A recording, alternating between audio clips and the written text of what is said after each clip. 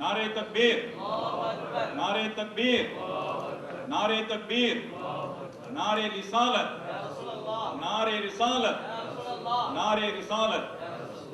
அருமையானவர்களே, ஹஸ்ரத் அவர்கள் பேசிய 1 to 5 வால்யூம்கள் உள்ள அருமையான சிடிக்கள் கொண்டு வந்திருக்கிறார்கள். அதை அவர்கள் இந்த மஜ்லிஸ் ஹபீபியா சபைக்கு சமர்ப்பணம் செய்திருக்கின்றார்கள். அதை நாம் வாங்கி பயனடைய வேண்டும் என்றும் அவர்கள் சார்பாக உங்களை நாங்கள் கேட்டுக்கொள்கிறோம். 5 சிடிகள் கொண்ட அவர்களுடைய பேச்சு 20 வெளியில் வைக்கப்பட்டிருக்கிறது. தேவையானவர்கள் வாங்கி அதில் உள்ள சொற்பொழிவை கேட்டு பயனடைய வேண்டுமாய் உங்கள் அனைவரையும் கேட்டுக்கொள்கிறோம். ஹஸ்ரத் அவர்களுடைய பேச்சு இப்போது தொடங்கும்.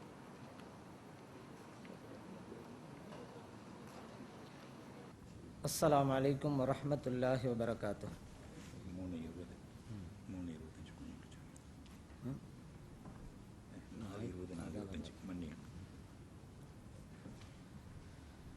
அல்ஹம்துலில்லாஹி ரப்பில் ஆலமீன் வஸ்ஸலாத்து வஸ்ஸலாம் அலா சய்யிதினா முஹம்மதின் வ அலா ஆலிஹி வ ஸஹ்பிஹி அஜ்மஈன். வமா தௌஃபீகி இல்லா பில்லாஹ் லா ஹவ்ல வலா குவ்வத இல்லா பில்லாஹில் அலியில் அஸீம். சுப்ஹானக லா இல்ம லனா இல்லா மா அல்லம்தனா இன்னக அன்தல் அலீமுல் ஹகீம்.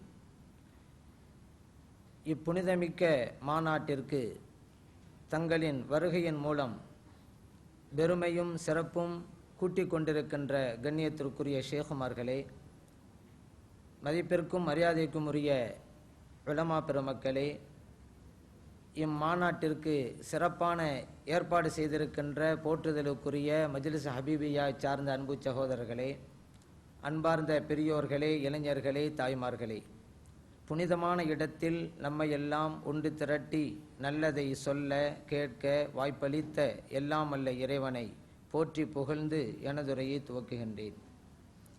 இஸ்லாமிய பார்வையில் மனித படைப்பின் குறிக்கோள் என்கின்ற தலைப்பினை எனக்கு வழங்கியிருக்கிறார்கள். இந்த மனிதனை ஏன் படைச்சேன் அப்படிங்கிறத அல்லாஹ் தெளிவாக குர்ஆன்ல சொல்லி காட்டுறான். வமா ஹலக்துல் ஜின்ன வல் இன்ஸ இல்லா லியஅ்புதூன். மனித இனத்தையும் ஜின் இனத்தையும் என்னை வணங்குவதற்காக படைத்தேன். இந்த லியஅ்புதூன் என்பதற்கு இப்னு அப்பாஸ் ரலியல்லாஹு அன்ஹு அவர்கள் விளக்கம் தருகிறார்கள். லி யஅரிஃபூன், இறைவன் என்னை வணங்குவதற்கு என்று சொன்னது என்னை அறிவதற்கு என்று பொருளாகும். அதனால வெறுமனே அல்லாஹ்வை வணங்குறதல்ல, இறைவனை அறிந்து வணங்க வேண்டும். அதுதான் ஏற்றமானது. ஒரு ஆளு அல்லாஹ் யாருண்டே தெரியாம நெற்றியெல்லாம் காய்ச்சி போற அளவுக்கு வணங்குறாரு வணங்கிட்டே இருக்கிறான்னு வச்சுக்கிறோங்க. அந்த வணக்கத்துக்கு என்ன மரியாதை இருக்குது? ஒரு ஆளு பல வருஷம் வணங்குறாரு, நெற்றியெல்லாம் காய்ச்சி போச்சு, அவரை கூப்பிட்டு யாருங்க தொழுதீங்க? அல்லாவை தான் தொழுதேன். அந்த அல்லாஹ் யாரு? மேலங்கிலும் முழிக்கிறாரு. யாருண்டே தெரியாத அல்லாவை இத்தனை வருஷம் வணங்கிட்டு வர்றாரு அவரு. இந்த வணக்கத்துல என்ன அர்த்தம் இருக்கு? என்ன வணக்கம் இருக்கு? இதன வணக்கமா இது? அதனால் என்னை அறிந்து வணங்க வேண்டும், இறைவன் அப்படித்தான் சொல்லி தர்றான். ஸல்லல்லாஹு அலைஹி வஸல்லம் அவங்ககிட்ட சஹாபா பெருமக்கள் கேட்டாங்கல்ல, ஐயுல் அமலி அஃதல், எது மிகச்சிறந்த வணக்கம்? அல் இல்மு பில்லாஹ், இறைவனை அறிவதுன்னு பதில் சொன்னாங்க. காரணம் என்ன? ஸல்லல்லாஹு அலைஹி வஸல்லம் அவங்களே விளக்கம் தர்றாங்க. ஒரு மனிதன் அல்லாஹ்வை அறியாம எவ்வளவு பெரிய வணக்கத்தை செஞ்சாலும் சரிதான், அந்த வணக்கம் இறைவனிடத்தில் சிறுமை அடைந்து விடும். ஒரு மனிதன் அல்லாஹ்வை அறிஞ்சி ஒரு சின்ன வணக்கத்தை செஞ்சாலும் சரிதான், அந்த வணக்கம் இறைவனிடத்திலே மதிப்பையும் மரியாதையும் பெறும். எனவேதான் ஒரு வணக்கம் நல்ல வணக்கமா இல்லையாங்கிறதை தீர்மானிக்கிறதே இறைவனை பற்றிய அறிவு என்பதற்காகத்தான் மிகச் சிறந்த வணக்கம் எது என்று கேட்கப்பட்ட போது அல் இல்மு பில்லாஹ், அல்லாஹ்வை அறிவது என்று ஸல்லல்லாஹு அலைஹி வஸல்லம் சொன்னாங்க. அதனால தான் இமாம் கஸாலி ரஹ்மத்துல்லாஹி அலைஹி சொல்றாங்க, ஒரு மனிதன் இந்த உலகத்துல எல்லா செல்வத்தையும் பெற்றான், ஆனா அல்லாஹ்வுடைய ஞானத்தை பெறலன்னு வச்சுக்கிறங்க, எல்லாம் பெற்றும் எதையும் பெறாதவனை போன்று இருக்கிறான். இன்னொரு மனிதன் அல்லாஹ்வுடைய ஞானத்தை பெற்றுட்டான், வேற எதையும் பெறல, பரவாயில்லை, இவன் எல்லாவற்றையும் பெற்றவனாக இருக்கிறான். அதைத்தான் தமிழ்ல கூட சொல்லுவாங்கல்ல, அறிவுடையார் எல்லாம் உடையார். என்ன அறிவு அது? அல்லாஹ்வை பற்றிய அறிவு. அந்த அறிவு வந்துட்டா அவர்கிட்ட எல்லாமே இருக்குது. இமாம் அபூ ஹனீஃபா ரஹ்மத்துல்லாஹி அலைஹி அவங்கள்ட்ட ஒருவர் கேட்டாரு, உங்க வயசு என்ன? 2ன்னாங்க. அவர் கேட்டவருக்கு ஆச்சரியமா போச்சு, என்னங்க இப்படி வயசான காலத்துல உங்க வயசு 2ங்கிறீங்களே எப்படி? இமாம் அபூ ஹனீஃபா ரஹ்மத்துல்லாஹி அலைஹி சொன்னாங்க, இமாம் ஜாஃபர் சாதிக் ரலியல்லாஹு அன்ஹு அவங்க கூட எனக்கு ஸஹபத் தோழமை ஏற்பட்டு 2 வருஷம் ஆகுது.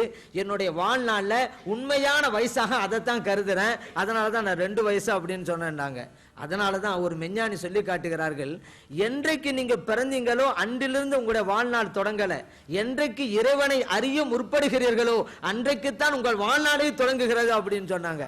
இப்ப நீங்க எல்லாம் உங்க வயசு எத்தனை கணக்கு போட்டுக்கிறங்க, உங்க வயசு எத்தனை. ஏன்னா அல்லாஹ் எப்ப அறியணுமோ அப்பதானே வயசு தொடங்குது. இப்ப நம்மளோட வயசு எத்தனை நம்ம பாத்துக்கிற வேண்டியதுதான். இப்போ அல்லாஹ் அறிவது அப்படிங்கிறது ரொம்ப முக்கியம். அதற்கு என்ன, நம்ம உள்ளத்தை தூய்மைப்படுத்தணும்.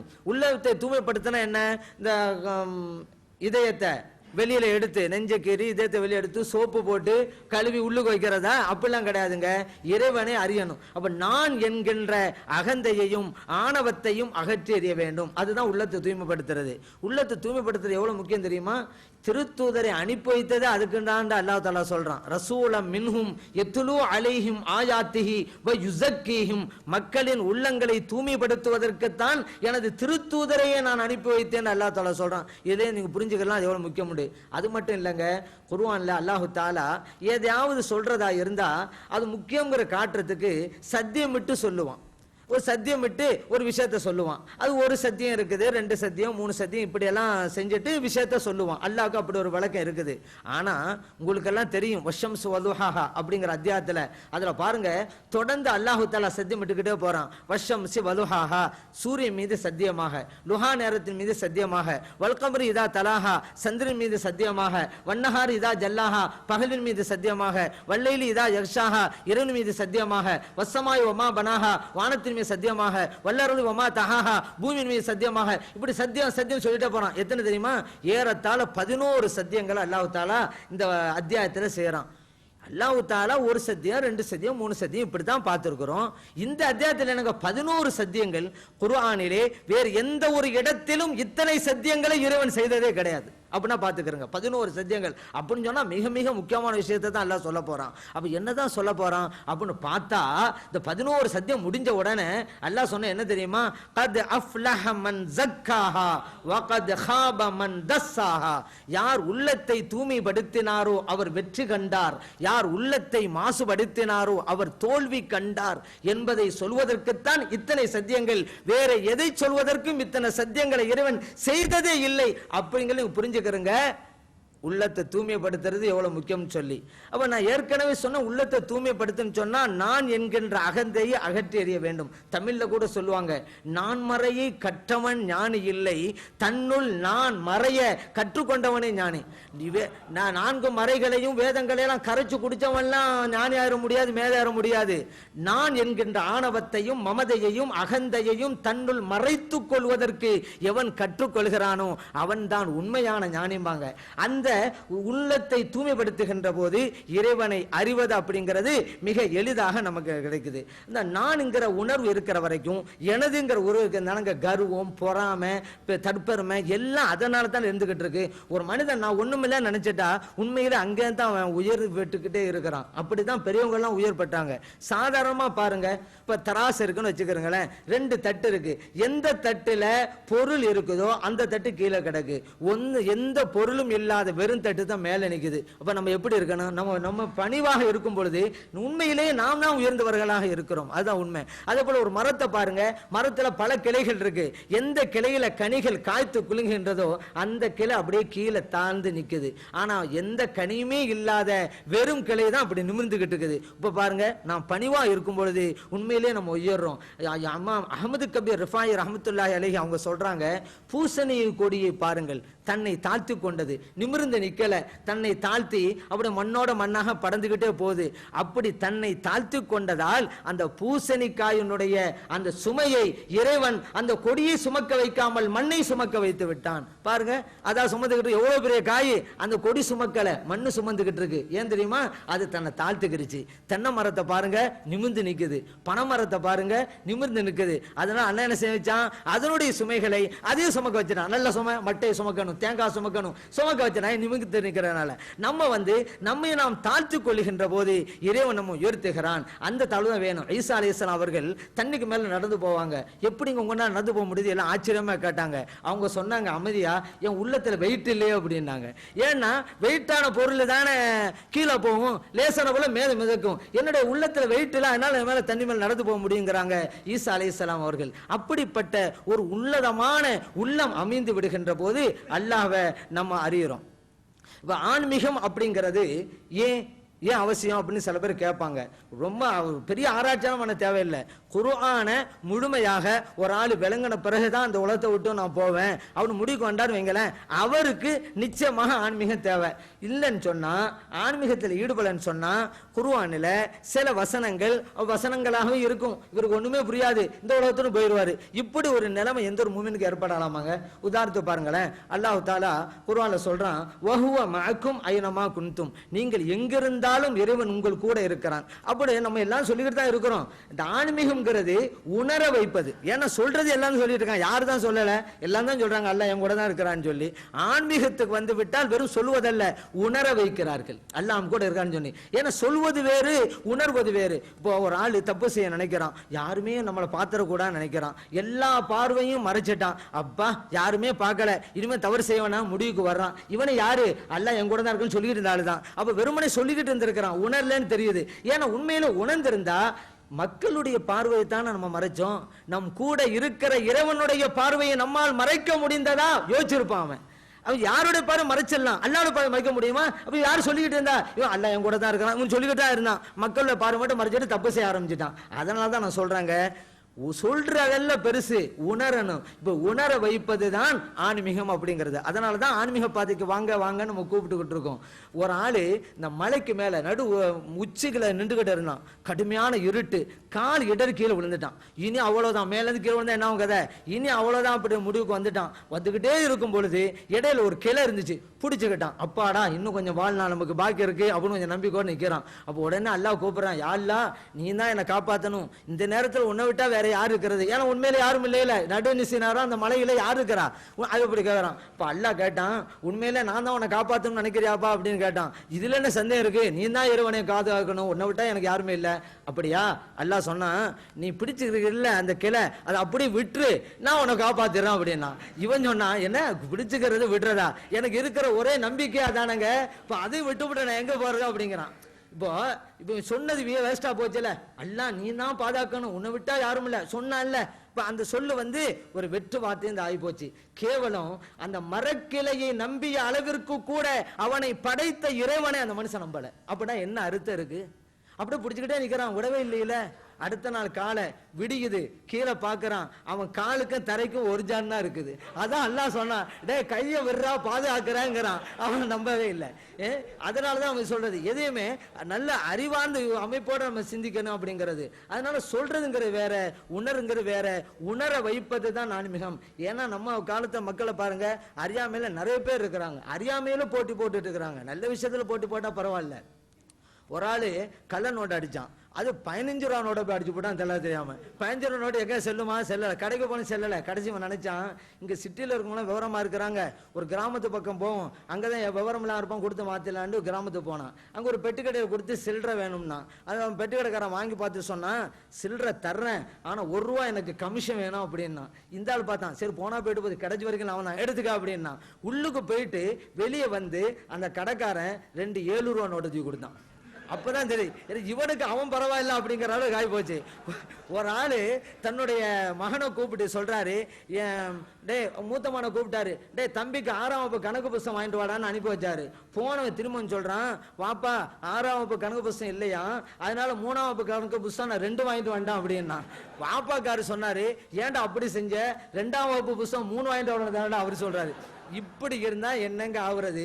அறியாமையில அப்படி போட்டி போட்டுட்டு இருப்பாங்க, நல்ல விஷயம் போட்டி போடணும். அந்த மாதிரி இந்த வசனத்தை எல்லாம் அறிந்து கொள்ள வேண்டும் என்கிற முடிவுக்கு ஒருவன் வந்து விட்டால், உணர வேண்டும் என்கிற முடிவுக்கு வந்து விட்டால் ஆன்மீகம் அவசியம்.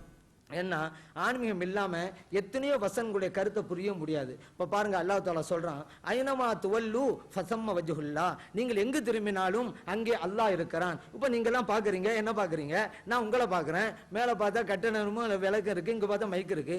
அல்லாஹ் என்ன சொல்றான், நீங்க எங்க திரும்பினாலும் அல்லாஹ் இருக்காங்கன்னு அல்லாஹ் சொல்றான். நமக்கு எங்க திரும்பினாலும் மனுஷரும் வீடும் வாசலும் மரமும் தெரிஞ்சுக்கிட்டு இருக்கு. அப்படின்னா 2ல 1 அல்லாஹ் சொன்னது போயிட்டு வரும், இல்லைன்னா நம்முடைய பார்வையில கோளாறுன்னு வரும்.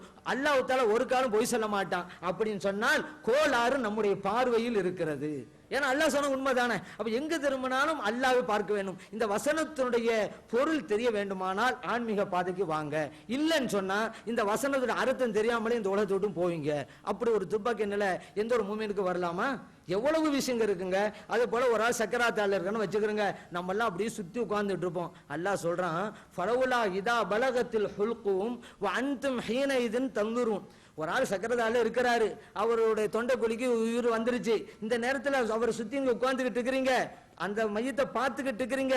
வநஹனு அக்ரபு இலைஹி மின்கும், ஆனால் உங்களை விட மிக அருகிலே அந்த மனிதருக்கு நாம் தான் இருந்து கொண்டிருக்கிறோம். வலாக்கின் லா துப்சிரூன், ஆனா நீங்க எல்லாம் என்ன பார்க்கிறது இல்லை அப்படிங்கிறான்.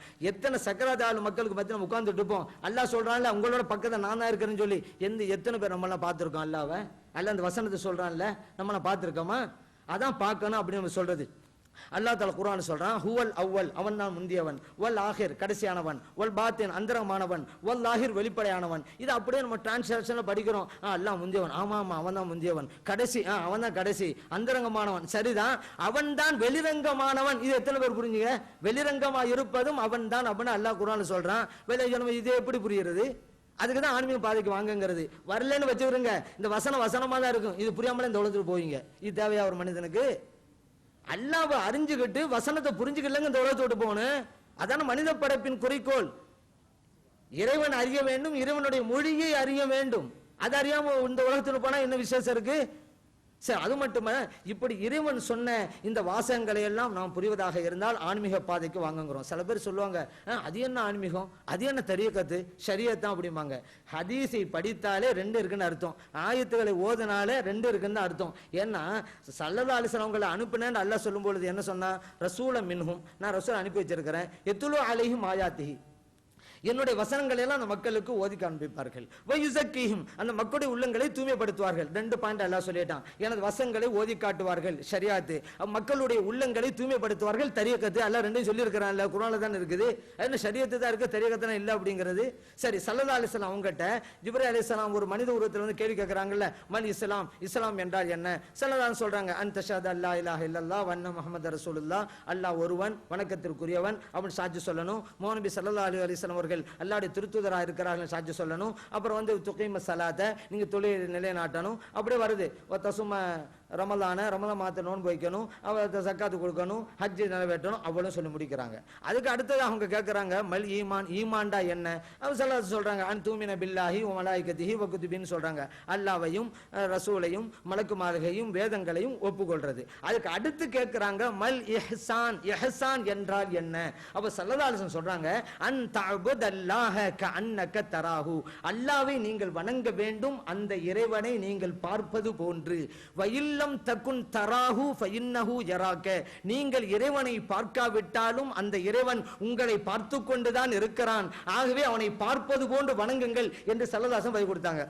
இப்ப பாருங்க, 3 பாயிண்ட், இஸ்லாம், ஈமான், இஹ்சான். ஒரு ஆள் ஈமான் கொண்டுட்டான்னு வைங்க, அப்ப இஸ்லாத்துக்குள்ள வந்துடுறாரு. இப்ப அவர் என்ன செய்யணும்? தொழுகணும், வணங்கணும். அதான் இஸ்லாம் கேள்வி, அதுதாங்க ஷரியத்து. அடுத்து இஹ்சான்டா கேட்டாங்க, அல்லாஹ் பார்க்கிற மாதிரி வணங்கணும்னு சொன்னாங்கல்ல, அதாங்க தரீகத்து. இப்ப இந்த இதெல்லாம் ஹதீஸ்ல தான் இருக்குது. என்ன தரீகத்து இல்ல, தரீகத்து இல்ல அப்படின்னு சொன்னா என்ன அர்த்தம்? ரெண்டுமே இருக்குது ஹதீஸ்ல, ஷரியத்து இருக்குது, தரீகத்து இருக்குது. ஆனா ரெண்டுமே நமக்கு வேணும் தான். சில பேர் சொல்லுவாங்க, ஷரியத்து போதும், தரீகத்தெல்லாம் வேணாம், இதுவும் தவறு. இன்னும் சில பேர் இருக்கிறாங்க, தரீகத்து போதும், ஷரியத்து தேவையில்லை, அப்படி சில பேர் அறியாமையில் இருக்கிறாங்க, அதுவும் தப்பு. ஒரு நாணயத்தின் 2 பக்கங்கள் எவ்வளவு அவசியமோ அப்படித்தான் ஒரு மனிதனுடைய வெற்றிக்கு அவசியம் ஷரியத்தும் தரீகத்தும். ஒரு பறவையனுக்கு பறப்பதற்கு எப்படி 2 இறக்கைகள் அவசியமோ அந்த மாதிரி, ஒரு வண்டி ஓடுறதுக்கு எப்படி 2 சக்கரங்கள் அவசியமோ அந்த மாதிரி. ஒரு வண்டின்னு சொன்னா 2 சக்கரம் இருக்கணும், 2 சக்கரம் ஒரு சக்கரம் இருந்தால் ஓட முடியாது. ஒரு பறவை பறக்குன்னு சொன்னா 2 இறக்கை இருக்கணும், இல்லைன்னா பறக்க முடியாது. அந்த மாதிரி தான் ஒரு மனிதன் வெற்றி அடைய வேண்டுமானால் ஷரியத்தும் வேண்டும், தரீகத்தும் வேண்டும் என்று நம்ம மார்க்கம் சொல்லி தருகிறது. ஹதீஸ் அதான் சொல்லுது, குர்ஆனுடைய வசனங்களும் அதைத்தான் சொல்லிக்கிட்டு இருக்கு. அந்த அமைப்புல பார்க்கும் பொழுது ஆன்மீகம் அவசியம்ங்கிற நிலைக்கு வந்துட்டோம். இந்த ஆன்மீகத்தை மேற்கொண்டவர்கள் எப்படியெல்லாம் இருக்கிறாங்க தெரியுமா? அவங்க வணக்கம் செஞ்சா அல்லாஹ் ஒருவனுக்காகத்தான் வணங்குவாங்க. நம்மளே சில பேர் வணங்குறாங்க தான், நிறைய பேர் மக்களுடைய பேரும் புகழுக்கும் செய்வாங்க. இவர்களுடைய வணக்க வழிபாடுகளுக்கு இவர்கள் நன்மையை பெற்றுக்கொள்ள முடியாது என்பது மட்டுமல்ல, மாறாக அவருடைய வணக்க வழிபாட்டிற்காக தண்டனையை பெறுவார்கள். ஏன்னா அல்லாஹ் அப்படி சொல்றான்ல, வயலுல் முஸல்லீன், தொழுகை 2 இருக்குதுல்ல, கத் அஃபலஹல் மூமினூன் அல்லதீனஹும் ஃபீ ஸலாத்திஹிம் காஷிஊன், பயபக்தியோடு தொழுகின்ற மக்கள் வெற்றி அடைவார்கள். இன்னொரு தொழுகை இருக்கு, வயலுல் முஸல்லீன் அல்லதீனஹும் அன் ஸலாத்திஹிம் சாவூன், கவனக்குறைவோடு தொழக்கூடியவர்களுக்கு வயல் நரகம் காத்திருக்கிறது அப்படிங்கிறான். அதனால தான் சில பெரியவங்க சொல்லுவாங்களாம், என்னுடைய தொழுகைக்கு அல்லாஹ் தஆலா நன்மை தராவிட்டாலும் பரவாயில்லை, எனக்கு தண்டனை கொடுக்காம இருந்தா போதும் அப்படின்னு சொல்லுவாங்களாம் எத்தனை பெரியவர்கள். ஏன்னா சில நம்ம தொழுகையை நமக்கு தண்டனை வாங்கி தந்துரும். ரெண்டு வகையா இருக்குது. அதனால அல்லாஹ் ஒரு நிமிஷம் மற்றவர்களுக்காக செய்யக்கூடாதுங்க. மற்றவர்களுக்கு செஞ்சாக்கா நன்மை கிடைக்காங்க நம்ம தெரிஞ்சதுதான். குர்ஆன்ல நிறைய விளக்கம்லாம் வருது. லா துபித்துலு சதகாத்திக்கும் பில்மன்னி வல்லதா கல்லதி யூன்ஃபிகு மாலஹு ரிஆ அன்னாஸ், உங்களுடைய வணக்கத்தின் நன்மைகளை அழித்து விடாதீர்கள். ஒரு மனிதன் மற்றவர்கள் பார்க்க வேண்டும் என்பதற்காக தனது செல்வங்களை எல்லாம் செலவு செய்தானே, அவன் எப்படி தனது நன்மையை இழந்தானோ அப்படி நீங்களும் இழந்து விடாதீர்கள் அப்படின்னு அல்லாஹ் தஆலா எச்சரிக்கை விடுக்கிறான். சரி, இன்னொரு பாட்டு ஒன்று இருக்கு. நம்ம இல்லையே நல்ல எல்லாம் செய்வாங்க தான், எதுக்குங்க செய்றீங்க? சொர்க்கத்துக்காக வேண்டி செய்வோம். இந்த மாதிரி இதெல்லாம் வணக்கம் செஞ்சாதான் அல்லாஹ் சொர்க்கத்தில் கொண்டு போய் நம்மளை போடுவான். அப்ப நான் கேட்கிறேன், அப்ப சொர்க்கம்னு இல்லைன்னு சொன்னா அல்லாஹ் நீங்க வணங்க மாட்டீங்களே? இங்கேயும் சுயநலத்தின் வாடை தான் வீசுகிறது. அதே போல பாவம் செய்ய மாட்டாங்க. எங்க செய்ய மாட்டீங்க? பாவம் செஞ்சா அல்லாஹ் நரகத்துல தூக்கி போட்டுருவானே அப்படிங்கிறது. அப்போ சொர்க்கத்திற்காக நல்லது செய்கிறார்கள், நரகத்திற்காக ஒரு குற்றத்தை விடுகிறார்கள். இந்த செயல் வரவேற்கத்தக்கது அப்படின்னு சொல்லலாம், ஆனா போற்றத்தக்கதல்ல. ஏன் வரவேற்கத்தக்கதுன்னு நம்ம சொல்றோம்னு கேட்டா, அல்லாஹ் தஆலா சொன்னதை நம்புனான்ல, நல்லது செஞ்சா சொர்க்கம் கிடைக்கும், அல்லாஹ் சொன்னதை நம்புனான்ல, அதுக்காக வேண்டி பரவாயில்லை. டே நீ தப்பு செஞ்சா நரகத்துல தூக்கி போட்டுருவான் அல்லாஹ் சொன்னான்ல, அதே நம்புறான், அதனால பரவாயில்லைங்கிறோமே தவிர இது போற்றத்தக்கதா கிடையாது. ஏன்? இங்கேயும் சுயநலத்தின் வாடை தான் வீசுகிறது. சொர்க்கத்துக்கு போகணுமா, அதனால அல்லாஹ் வணங்குவானா? நரகத்தினுடைய வேதனையெல்லாம் கூடாதான், அதனால பாவத்தை விடுவாங்களாம். நான் கேட்கிறேன், நீங்க எப்படி படைக்கப்பட்டீர்களோ அப்படித்தானே சொர்க்கமும் படைக்கப்பட்டிருக்கிறது. உங்களுடைய வணக்கம் உங்களை படைத்த இறைவனுக்காக இருக்க வேண்டுமா, உங்களை போல படைக்கப்பட்ட ஒரு சொர்க்கத்துக்காக இருக்கணுமா? யோசிச்சு பாருங்க.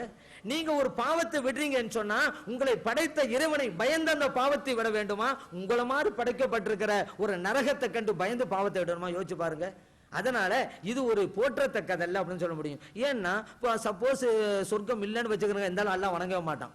ஏன்? சொர்க்கத்துக்கு போய் தானே வணங்கிட்டு இருக்கிறான். சரி, நான் கேட்கிறேன், அப்ப சொர்க்கம் இல்லைன்னு சொன்னா அல்லாஹ் வணங்கப்படுவதற்கு தகுதி இல்லையா? சொர்க்கம் இருந்தா தான் அல்லாஹ் வணங்கப்படுவது தகுதியா?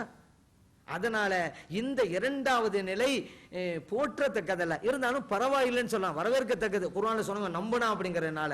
மூணாவது ஒரு நிலை இருக்கிறது, அதுதான் ஒன்றை செய்தால் இறைவனுக்காக, ஒன்றை விட்டாலும் இறைவனுக்காக. இந்த மூன்றாவது நிலை தான் ஆன்மீகத்தில் ஈடுபட்டவர்கள் நிலை அப்படிங்கறத நம்ம புரியணும். அல்லாஹ்வுக்காக தான் எதையுமே செய்வாங்க, வேற யாருக்காக செய்ய மாட்டாங்க. ராபியத்துல் அதவியா ரலியல்லாஹு அன்ஹா அவங்க பெரியவங்க அப்படிங்கிற நமக்கு தெரியும். அவங்க காலத்துல ஹசன் பஸ்ரி ரஹ்மத்துல்லாஹி அலைஹி அப்படிங்கிற பெரியவங்க வாழ்ந்தாங்க. இவங்களும் ஒரு பெரிய மகான் தான். அந்த ஹசன் பஸ்ரி ரஹ்மத்துல்லாஹி அலைஹி தண்ணீருக்கு மேல முசல்லாவை போட்டுக்கிட்டு அல்லாஹ்வை துணைக்கிட்டு இருந்தாங்க, வழங்கிட்டு இருந்தாங்க. மேல பாக்குறாங்க, அங்க ராபியத்துல் அதவியா ரலியல்லாஹு அன்ஹா ஆகாயத்துல முசல்லாவை போட்டுக்கிட்டு தொழுதுகிட்டு இருக்கிறாங்க. இவங்களுக்கு ஆச்சரியம். சொன்னாங்க, நீங்க உயர்ந்த நிலையை அடைந்து விட்டீர்கள். ஏன்னா ஆகாயத்தில் நின்று வணங்கிட்டு இருக்கிறாங்க, அதனால அப்படி சொன்னாங்க. ராபியத்துல் அதவியா ரலியல்லாஹு அன்ஹா சொன்னாங்க, ஹசன் அவர்களே எதை வச்சு அப்படி சொன்னீங்க? நான் இப்படி செஞ்சதை வச்சு அப்படி சொல்லிட்டு இருக்கிறீங்க அப்படின்னு இனிமே சொல்லாதீங்க. நீங்க செஞ்சதுல என்ன விசேஷம் இல்லை, நான் செஞ்சதுல எந்த விசேஷம் கிடையாது. நீங்க தண்ணீருக்கு மேல மிதந்த நிலையில அல்லாஹ்வை வணங்குனீங்க.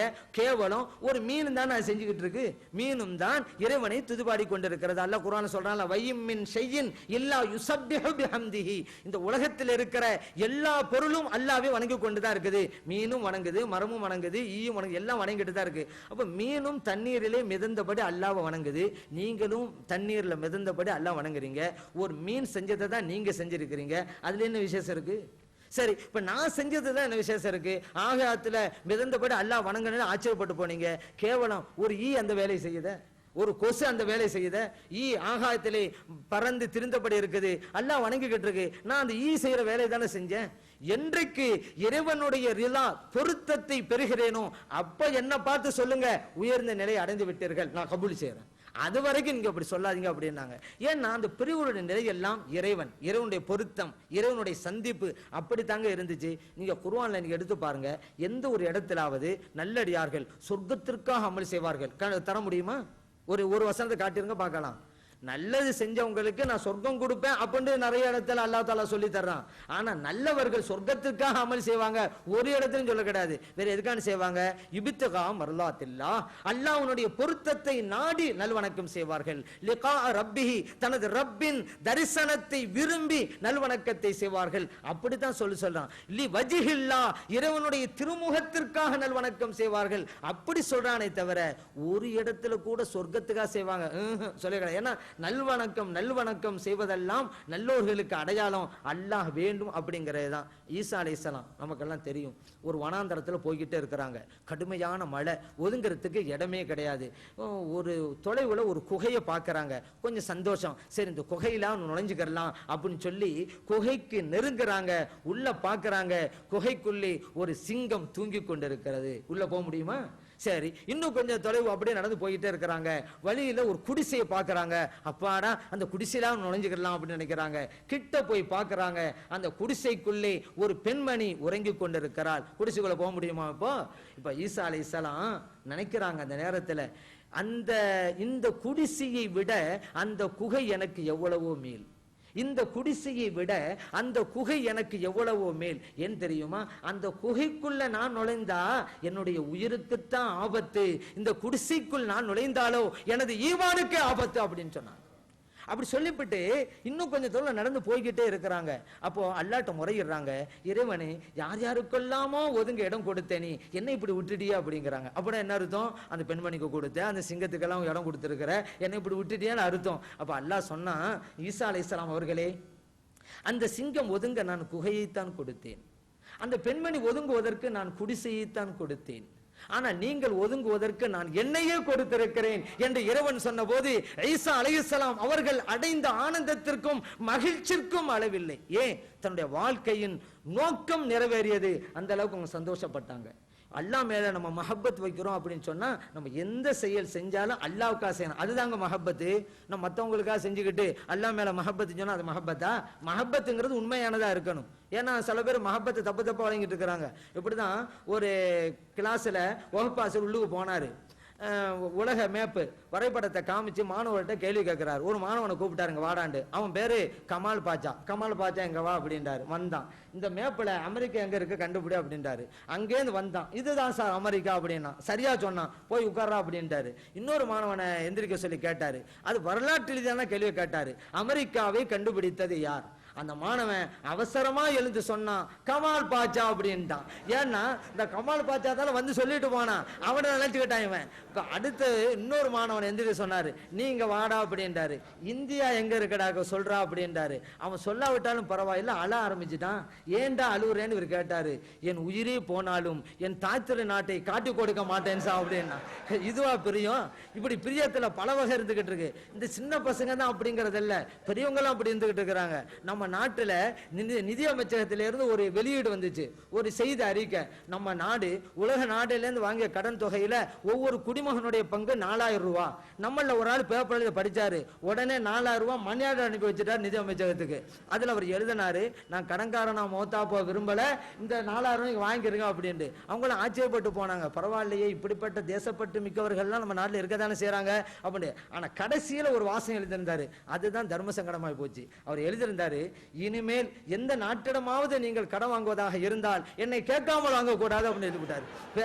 என்ன இப்படி சில பேர் அன்புண்டா மஹப்பத்துண்டா என்னன்னு புரியாம நிறைய பேர் உட்கார்ந்துட்டு இருக்கிறாங்க. ஆனா உண்மையிலேயே நாம் அல்லாஹ் மேல மஹப்பத்து வைக்கிறதா இருந்தா நம்முடைய எல்லா செயல்பாடுகளும் இறைவன் ஒருவனுக்காக இருக்க வேண்டும். அவனுக்காக தான் எதை செய்யணும். நான் வாழ்வதும் அவனுக்கு, நான் செய்வதும் அவனுக்கு, ஒன்றை விடுவதும் அவனுக்கு. அப்படிப்பட்ட ஒரு வாழ்க்கை நமக்கு வந்துருச்சு வைங்க, அதுதான் இறைவனுடைய உண்மையான அன்பை வெளிப்படுத்துறோம் அர்த்தம். அந்த நிலையை நாம் உண்டு பண்ண வேண்டும் என்றால் ஆன்மீக பாதைக்கு ஒவ்வொருவரும் வந்தாக வேண்டும். அந்த பாதைக்கு வந்தா தான் இது முடியும். அப்பதான் மனித படைப்பினுடைய நோக்கத்தை நம்மால் பெற முடியும் அப்படிங்கிறதையும் நம்ம மறந்துடக்கூடாது.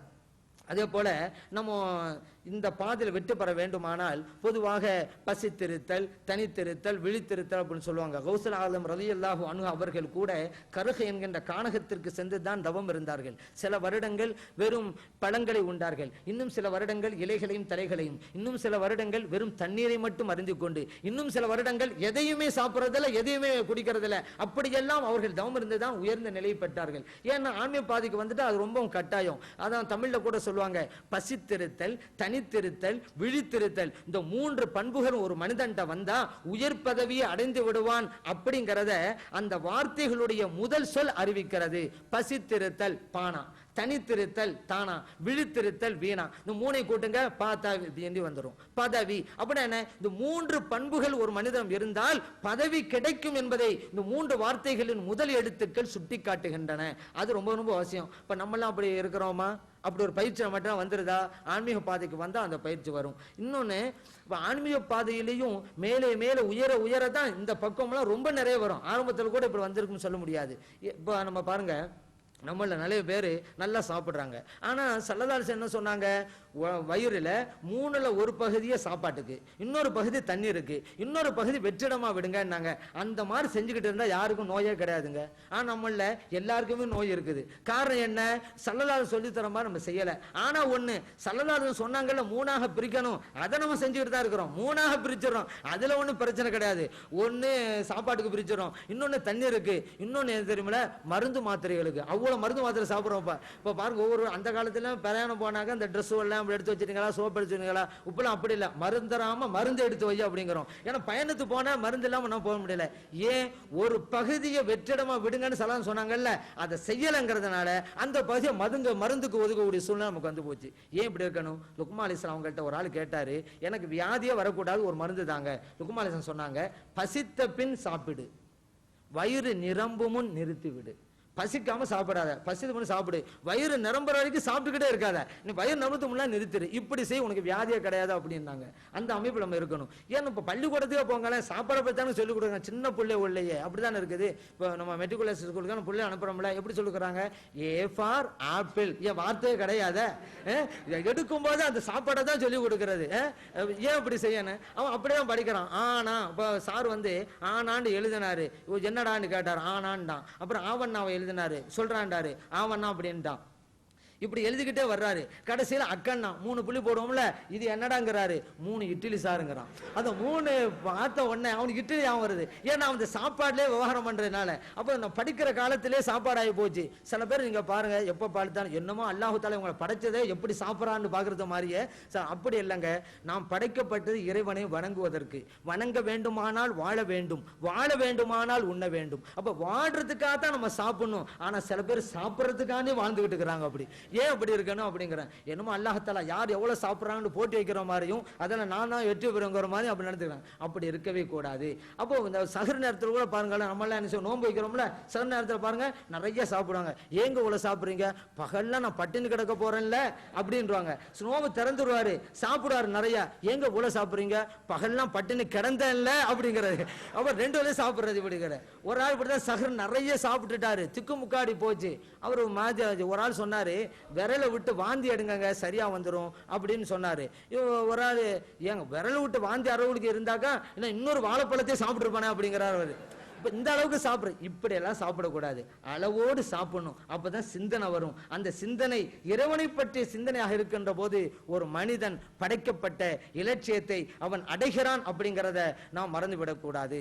அதே போல இந்த ஆன்மீகம் அப்படின்னு வரும்பொழுது ஆன்மீகத்தில் ஈடுபட்டவர்களுடைய நிலைகளும் நமது நிலைகள், சாமானியர்களுடைய நிலைகளும் அங்கே வித்தியாசப்படுகின்றன. இப்ப நம்ம எல்லாம் தொழுகையில் போய் நிக்கிறோம்னு வச்சிருங்களேன், கிபிலா இருக்கிற திசையை நோக்கி நிற்போம். சரி, காபாவுக்கு போயிட்டோன்னு வச்சுக்கிறோங்க, அந்த காபாவை நோக்கி தான் நிற்போம். ஆனா இறைவனுடைய நேசர்கள் தொழுகையிலே நின்று விட்டால் திசையை நோக்குவதில்லை, இறை இல்லத்தை நோக்குவதில்லை, இறைவனையே நோக்கி நிற்பார்கள். இதுதான் வித்தியாசம்.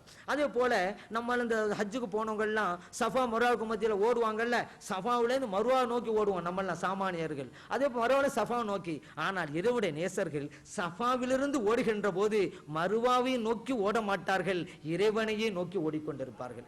இந்த நிலை தான் அந்த ஆன்மீகம். அப்படி அப்படிங்கிறது. ஹஜ்ருல் அஸ்வத் கல்ல போய் நம்ம முத்தமிடுறோம்ல, நம்ம எல்லாம் அந்த கல்ல முத்தமிடுறோம் அப்படின்னு சொல்லிக்கிட்டு இருப்போம். ஆனா இறை நேசர்கள் கல்லை முத்தமிடுகின்ற போது இறைவனுடைய கையை பிடித்து முசாஃபஹா செய்வார்கள். ஏன்னா ஸல்லல்லாஹு அலைஹி சொன்னாங்க, ஹஜ்ருல் அஸ்வத் கல் இருக்க அல்லாஹ்வுடைய வலது கை, அங்கே யார் முத்தமிடுகிறாரோ அவர் தன்னை படைத்த நாயனோடு முசாஃபஹா செய்கிறார். ஸல்லல்லாஹு சொல்லி காட்டாங்க. அதை நடைமுறைப்படுத்தி காட்டக்கூடியவர்கள் அந்த இறைவனுடைய நேசர்கள். நம்ம எல்லாம் நோன்பு வைப்போம். நோம்புட என்ன, சாப்பிடக்கூடாது, எதுவும் குடிக்கக்கூடாது, அதே போல இல்லறத்தில் ஈடுபடக்கூடாது. இதுதான் நோன்பு அப்படின்னு நம்ம நினைச்சுக்கிட்டு இருக்கோம். அதை மட்டும் சரியா செஞ்சிடறது. ஆனா மத்த பத்தி யோசிக்கிறே இல்லை. ஆனா இறை நேசர் அப்படி இல்லை. கண்களை தடுத்துக் கொள்வார்கள், காதுகளை தடுத்துக் கொள்வார்கள், கேட்கக்கூடாது காதுகள் தடுத்து, பார்க்க கூடாது கண்களை தடுத்துக் கொள்வார்கள், பேசக்கூடாட்டதிலிருந்து வாயை தடுத்துக் கொள்வார்கள். இன்னும் சொல்ல போனா இந்த உள்ளத்துல அல்லாஹ்வை தவிர அவன் அல்லாத எல்லாவற்றையுமே தடுத்துருவாங்க. இதுதான் இறை நேசருடைய நோன்பு அப்படிங்கிறதையும் நம்ம புரியணும். நம்ம எல்லாம் எப்படி தெரியுமா கணக்கு போடுவோம், இன்னைக்கு எத்தனை தடவைகள் இறைவனை நான் நினைத்து பார்த்தேன், இது நம்முடைய நிலைமை. ஆனா இறை நேசரும் அப்படி இல்லைங்க. இன்றைக்கு எத்தனை தடவைகள் இறைவனை நான் மறந்தேன் அப்படின்னு சொல்லி அவங்க யோசிப்பாங்க. ஏன் தெரியுமா, நம்ம அல்லாஹ்வை மறந்துட்டே தான் எப்போ இருக்கிறோம். அதனால நினைச்சதை கணக்கு போடுறோம். 2 தடவை நினைச்சேன், 5 தடவை நினைச்சேன், மறந்துட்டே இருக்கிறதுனால. ஆனா அல்லாஹ்வுடைய நேசர்கள் இறைவனுடைய நினைவிலேயே இருப்பதால் எத்தனை தடவைகள் அல்லாஹ்வை நான் மறந்துட்டேன் அப்படின்னு அவங்க அப்ப கணக்கு போடுவாங்க. இதுதான் அவங்களுக்கும் நமக்கும் மத்தியில இருக்கக்கூடிய வித்தியாசம் அப்படிங்கிறதையும் நாம் புரியணும். அப்ப நாமும் இறைவனுடைய சிந்தனையிலே இருக்க வேண்டுமானால் இந்த பாதைக்கு வர வேண்டும் அப்படிங்கிறது மிக மிக முக்கியமாக இருக்குது. அதே போல இறைவனுடைய நேசர்கள் எப்பொழுதும் இறைவனுடைய சிந்தனையிலே இருப்பார்கள். அதுதான் முக்கியமான வணக்கம். அல்லாஹ் கூட சொல்றான்ல, வல திக்ருல்லாஹி அக்பர், அல்லாஹ்வை திக்ர் செய்வதுதான் மிக உயர்ந்த வணக்கம் அப்படின்னு அல்லாஹ் சொல்றான். ஏன், தொழுகையா இருக்கட்டும் அதுல திக்ர் இருக்கும், நோன்பா இருக்கட்டும் திக்ர் இருக்கும், ஹஜ்ஜா இருக்கட்டும் அதுல திக்ர் இருக்கும். திக்ர் இல்லாத வணக்கம் என்பதே கிடையாது என்பதால் அந்த திக்ர் மிக உயர்ந்த வணக்கம் அப்படின்னு அல்லாஹ் சொன்னான். இந்த வசனத்துக்கு இன்னொரு அர்த்தமும் இருக்குது. என்ன தெரியுமில்ல, அல்லாஹ் குர்ஆன்ல சொல்றான்ல, ஃபதுகுரூனி அதுகுருக்கும், என்னை நீங்கள் நினையுங்கள் உங்களை நான் நினைத்து பார்க்கிறேன் அப்படிங்கிறான். அப்ப அல்லாஹ்வை நான் நினைக்கும் போது அல்லாஹ் நம்மளை நினைக்கிறான். அப்ப 2 நினைப்பு. அது என்ன, நம்ம அல்லாஹ்வை நினைக்கிறது ஒண்ணு, அல்லாஹ் நம்மளை நினைக்கிறது ஒண்ணு. இதுல எதுங்க பெருசு, நான் அல்லாஹ்வை நினைக்கிறது பெருசா அல்லது அல்லாஹ் நம்மளை நினைக்கிறது பெருசா அப்படின்னு கேட்டா அல்லாஹ் நம்மளை நினைக்கிறது தான் பெருசு. ஏன்னா ஒரு அடியான் தன்னை படைத்த நாயை நினைக்கிறது பெரிய விஷயம் அல்ல. ஆனால் ஒரு ரப்பு தன்னுடைய அடியானை நினைவு கூறுகிறான் என்றால் அந்த அப்துக்கு கிடைத்த மிகப்பெரிய பேரு அதுதான் உயர்ந்தது. அதனால அல்லாஹ் சொல்றான், வலதிக்ருல்லாஹி அக்பர், நீங்க என்ன நினைக்கிறதை விட நான் உங்களை நினைக்கிறதுதான் மிகப்பெரியது அப்படிங்கிற அர்த்தமும் இதுல இருக்குது. ஒரு ஆளு திக்கில இருக்கிறான்னு வச்சுக்கிறங்க, அல்லாஹ்வுடைய ரிதுவான் பொருத்தம் கிடைக்கும். அந்த நம்ம ஒரு வணக்கம் செஞ்சா சொர்க்கம் கிடைக்கலாம், அல்லாஹ்வுடைய பொருத்தம் கிடைக்கலாம். எதுங்க உயர்ந்தது, அல்லாஹ்வுடைய பொருத்தம் தான் உயர்ந்தது. சொர்க்கம் நமக்கு பெரிதல்ல. அதான் அல்லாஹ் சொல்றான், ரிதுவானும் மினல்லாஹி அக்பர், அல்லாஹ்வுடைய பொருத்தம் தான் மிகப்பெரியது. அப்ப மிகப்பெரிய வணக்கமான திக்ரை நாம் செய்கின்ற போது மிகப்பெரிய கூலியான இறைவனுடைய பொருத்தம் நமக்கு கிடைக்கிறது. அந்த திக்ரிலேயே என்றைக்கும் இருந்து கொண்டே இருக்கணும். அல்லாஹ்வுடைய இப்ப தொழுகை நிலைநாட்டுறோம். ஏன் அல்லாஹ் தஆலா தொழுகை அமைச்சான், அல்லாஹ் குர்ஆன்ல காரணத்தை சொல்றான். அக்மிஸ் ஸலாத்த லிதிக்ரி, என்னை நினைவு கூறுவதற்காகத்தான் நீங்க தொழுகை நிலைநாட்டுங்கள் அப்படிங்கிறான். அவ தொழுகையே அல்லாஹ் நினைக்கிறதுக்கு தான். நம்மள எத்தனை பேர் தொழுகையில அல்லாஹ் நினைச்சுக்கிட்டு இருக்கோம். தொழுகைக்கு வெளியில பரவாயில்ல போல தெரியுது, தக்பீர் கட்டணோட எல்லாத்தையுமே ஒரு கணக்கு போடுறாரு, என்னென்ன செய்யணும்னு ப்ரோக்ராம் அமைக்கிறாரு, எல்லாம் தொழுகையில தான் நடந்துகிட்டு இருக்கு. ஆனா இறை நேசர்கள் எப்படி சொல்லுவாங்க தெரியுமில்ல, இறை நேசருடைய தொழுகை நிஸ்யானு மாசிவல்லா, அல்லாஹ்வை தவிர உள்ள அனைத்தையும் மறப்பதுதான் தொழுகை. இதுதான் இறை நேசருடைய தொழுகை. அந்த தொழுகை நம்மகிட்ட வரணுமா வரக்கூடாதுன்னு யோசிச்சு பாருங்க. ஆனா சரி, இப்போ ஒரு ஆள் அல்லாஹ் நினைக்கிறதுக்கு தான் தொழுகிறாரு, தொழுது முடிச்சு போட்டாரு, அதுக்காக வேண்டி அல்லாஹ் மறந்துடலாமா, தொழு முடிச்சாச்சு, அல்லாஹ் இனிமே நினைக்க தேவையில்லை அப்படி முடிக்கு வரலாமா, அதுவும் கிடையாது. அல்லாஹ் சொல்றான், ஃபைதா கலைத்துமுஸ் ஸலாத்த, தொழுகை நீங்கள் முடித்து விட்டால் ஃபதுக்குருல்லாஹ, அப்பொழுதும் அல்லாஹ்வுடைய திக்ர்ல தான் நீங்க இருக்கணும். கியாமதன் நின்றுகிட்டு இருந்தாலும் சரிதான், உட்கார்ந்துகிட்டு இருந்தாலும் சரிதான், அலா ஜுனூபிக்கும் நீங்கள் படுத்துக்கிட்டு இருந்தாலும் சரிதான். ஏன்னா 3 நிலைகள் தான் ஒரு மனிதனுக்கு. ஒன்னு நின்றுகிட்டு இருப்பான், அல்லது உட்கார்ந்துகிட்டு இருப்பான், அல்லது படுத்துக்கிட்டு இருப்பான். அதான் அல்லாஹ் சொல்றான், தொழுகையை முடித்துட்டாலும் சரிதான், அந்த அல்லாஹ்வுடைய திக்ர் தான் இருந்துகிட்டே இருக்கணும். அல்லாஹ்வுடைய திக்ரிலே இருக்கணுங்கிறதுக்காகத்தான் தொழுகை கூட ரிலாக்ஸா தொழணும் அப்படின்னு அல்லாஹ் சொல்றான். ஃபைதத் மனன்தும், நீங்க ரிலாக்ஸ் அடைந்து விட்டால் ஃபாகிமுஸ் ஸலாத்த, தொழுகை நீங்க நிலைநாட்டுங்கிறான். இப்போ நிறைய பேர் பிரச்சனை போகிறது, ஒது செய்கிறத வச்சுக்கிறோமே. சில பேர் ஒதுவோடு இருப்பார், தொழுகை வந்துட்டா அவர் என்ன செய்வார், நான் தொழுதுட்டு யூரின் போயிடறான் அப்படின்னு சொல்லுவார். ஏன்னா இப்போ யூரின் போயிட்டு வந்தால் மறுபடியும் ஒது செய்யணுமா, அவ்வளோ மாச்ச அப்படியெல்லாம் அடக்கிட்டு தொழுவலாமா. சரி, அதே போல் பசியோடு இருப்பார், பசியோடு போய் தொழலாமா, தொழுகை மக்சதே போச்சே. சிலதான் என்ன சொல்கிறாங்க, உங்கள் தொழுகைக்கு காமத்து சொல்லப்பட்டு உங்களுக்கு பசி இருந்து உடம் வைக்கப்பட்டிருந்தால் நீங்கள் சாப்பிட்டு விட்டு தொழுகைக்கு செல்லுங்கிறாங்க. அப்படிலாம் போய் நீங்க பசிச்சுக்கிட்டு தொழுதாக அது என்னது, ஏதோ கடமைக்கு போய் சேர மாதிரி இருக்குமே தவிர தொழுகையா இருக்காது. ஒரு ஆளுக்கு அவசரமா பசி இருக்குன்னு வச்சுக்கிறோமே, போய் நிக்கிறார் இமாமுக்கு பின்னால, எப்படா இமாம் தொழுகை முடிப்பாரு போகணும்னே நிப்பாரு. இவரு இமாம் கொஞ்சம் வசனம் தான் ஓதுவாரு, இந்த ஆளுக்கு என்னமோ ரொம்ப ஓதுற மாதிரி தெரியும், ஏன்னா ஒரு போகும் நிக்கிறாருல, அதனால கொஞ்சம் ஓதலாம் அப்படி தெரியும். இப்படி இருந்தா என்ன தொழுகையா? இப்பெல்லாம் இருக்க தேவையில்லைங்க. அதனால சலாம் சொல்றாங்க, நீங்க பசி இருந்தா சாப்பிட்டுட்டு தொழுவாங்க. அப்படி செஞ்சா என்ன ஆகும் தெரியுமில்ல, இவர் சாப்பிடுவதெல்லாம் தொழுகையா மாறிவிடும். சாப்பிட்டு விட்டு தொழுதால் சாப்பிடுவதெல்லாம் தொழுகை, இவர் பசியோடு தொழுதால் தொழுகை எல்லாம் சாப்பாடு. ஏன்னா எப்ப முடியும் போய் சாப்பிடணும், எப்ப முடியும் சாப்பிடணும், தொழுகையெல்லாம் சாப்பாடா போச்சு. ஆனா இவர் சாப்பிட்டு போறான்னு வச்சுக்கிறங்க, சாப்பிட்டு தொழுவ போகணும், சாப்பிட்டு தொழுவ போகணும். இப்ப சாப்பிட்டுட்டு தான் இருப்பாரு, ஆனா அங்க தொழுகையாவே இருக்கிறது. அதனாலதான் ஸல்லல்லாஹு அலைஹி வஸல்லம் அவர்கள் இப்படி சொன்னார்கள். அப்ப தொழுகையா இருக்க வேண்டும், இறைவனை நினைப்பதற்காக இருக்க வேண்டும். அந்த வகையை சாதித்தவர்கள் இறைவனுடைய நேசர்கள் தான். நாமும் ஆன்மீக பாதையிலே நடைபெறுகின்ற போது அந்த தொழுகையாக நமக்கும் அமையும் என்பதிலே எந்த விதமான சந்தேகம் இல்லை. அதனாலதான் ஆன்மீக பாதைக்கு வாங்க என்று நாம் அழைக்கிறோம் அப்படிங்கிறதையும் நாம் புரியணும். இன்னொன்னு பாருங்க, ஆன்மீகம்டா என்ன? மனிதனை சிந்திக்க வைப்பது. இப்போ இந்த உலகத்தில் கூட எல்லாம் நமக்காகத்தான் இருக்கிறது. இந்த கட்டடம் நமக்கு, இந்த மைக் நமக்கு, இந்த லைட்டு நமக்கு, இந்த உலகத்தில் இருப்பவைகள், இந்த உலகமே நமக்குத்தான். ஆனால் நான் எதற்கு, நீ எதற்கு என்று சிந்திக்க வைப்பதுதான் ஆன்மீகம் என்பது. எல்லாவற்றிற்கும் அர்த்தம் தெரிந்த நமக்கு நாம் யார் என்பதற்கு மட்டும் அர்த்தம் தெரியாமலேயே வாழ்ந்து கொண்டே இருக்கிறோம். இந்த நிலைமை தேவையா? எல்லாத்துக்கும் அர்த்தம் தெரியுது, நீங்க யாரு அர்த்தம் தெரியல. ஏன் இப்படி இருக்கணும்? உணவை விலைக்கு வாங்கலாம், பசியை விலைக்கு வாங்க முடியுமா? மெத்தையை விலைக்கு வாங்கலாம், உறக்கத்தை விலைக்கு வாங்க முடியுமா?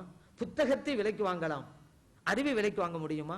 ஆயுதத்தை விலைக்கு வாங்கலாம், வீரத்தை விலைக்கு வாங்க முடியுமா? மருந்தைத்தான் விலைக்கு வாங்க முடியும், நிவாரணத்தை விலைக்கு வாங்க முடியுமா? இப்போ முடியாது என்பதற்கெல்லாம் முடியும் என்று ஒருவன் இருக்கிறானே, அவன் யார் என்று அறிய வைப்பதுதான் ஆன்மீகம் என்கிறது. அப்ப அது சிலது மட்டும் நமக்கு முடியும்னு சொன்னா இது மட்டும் அப்படி அல்லாஹ் முடியுங்கிற நிலையை நமக்கு வச்சிருக்கிறான். அல்லாஹ் நினைச்சா இதுவும் இல்லாம ஆக்க முடியும். இப்ப இறைவனுடைய திக்ரிலே இருக்க வேணும் அப்படின்னு சொன்னோம். எந்த இடத்திலும் சரிதான். ஆயிஷா சித்திகா ரலியல்லாஹு தஆலா அன்ஹா அவர்கள் சொல்லி காட்டுகிறார்கள், ஸல்லல்லாஹு அலைஹி வஸல்லம் அவர்கள் எந்த நேரத்திலும் இறைவனுடைய திக்ரிலேயே இருப்பார்கள். அப்போ ஒரு சில இடங்கள் நம்ம திக்ரு செய்ய மாட்டோம்ல. இப்ப டாய்லெட்டுக்கு போகணும்னு வச்சுக்கிறோங்க, அங்க திக்ரு செய்யலாமா? திக்ரு செய்யக்கூடாது, நாவில தாங்க செய்யக்கூடாது, கல்புல அங்கேயும் செஞ்சுக்கிட்டு தான் இருக்கணும். இறைவனுடைய திக்ரை விட்டு ஒரு மனிதன் எந்த நிலையிலும் நீங்க இருக்க முடியாது, அதையும் வச்சுக்கிறோங்க. அங்க போனா நாவில சொல்லக்கூடாது, ஆனா கல்பால் எண்ணிக்கொண்டுதான் இருக்கணும்.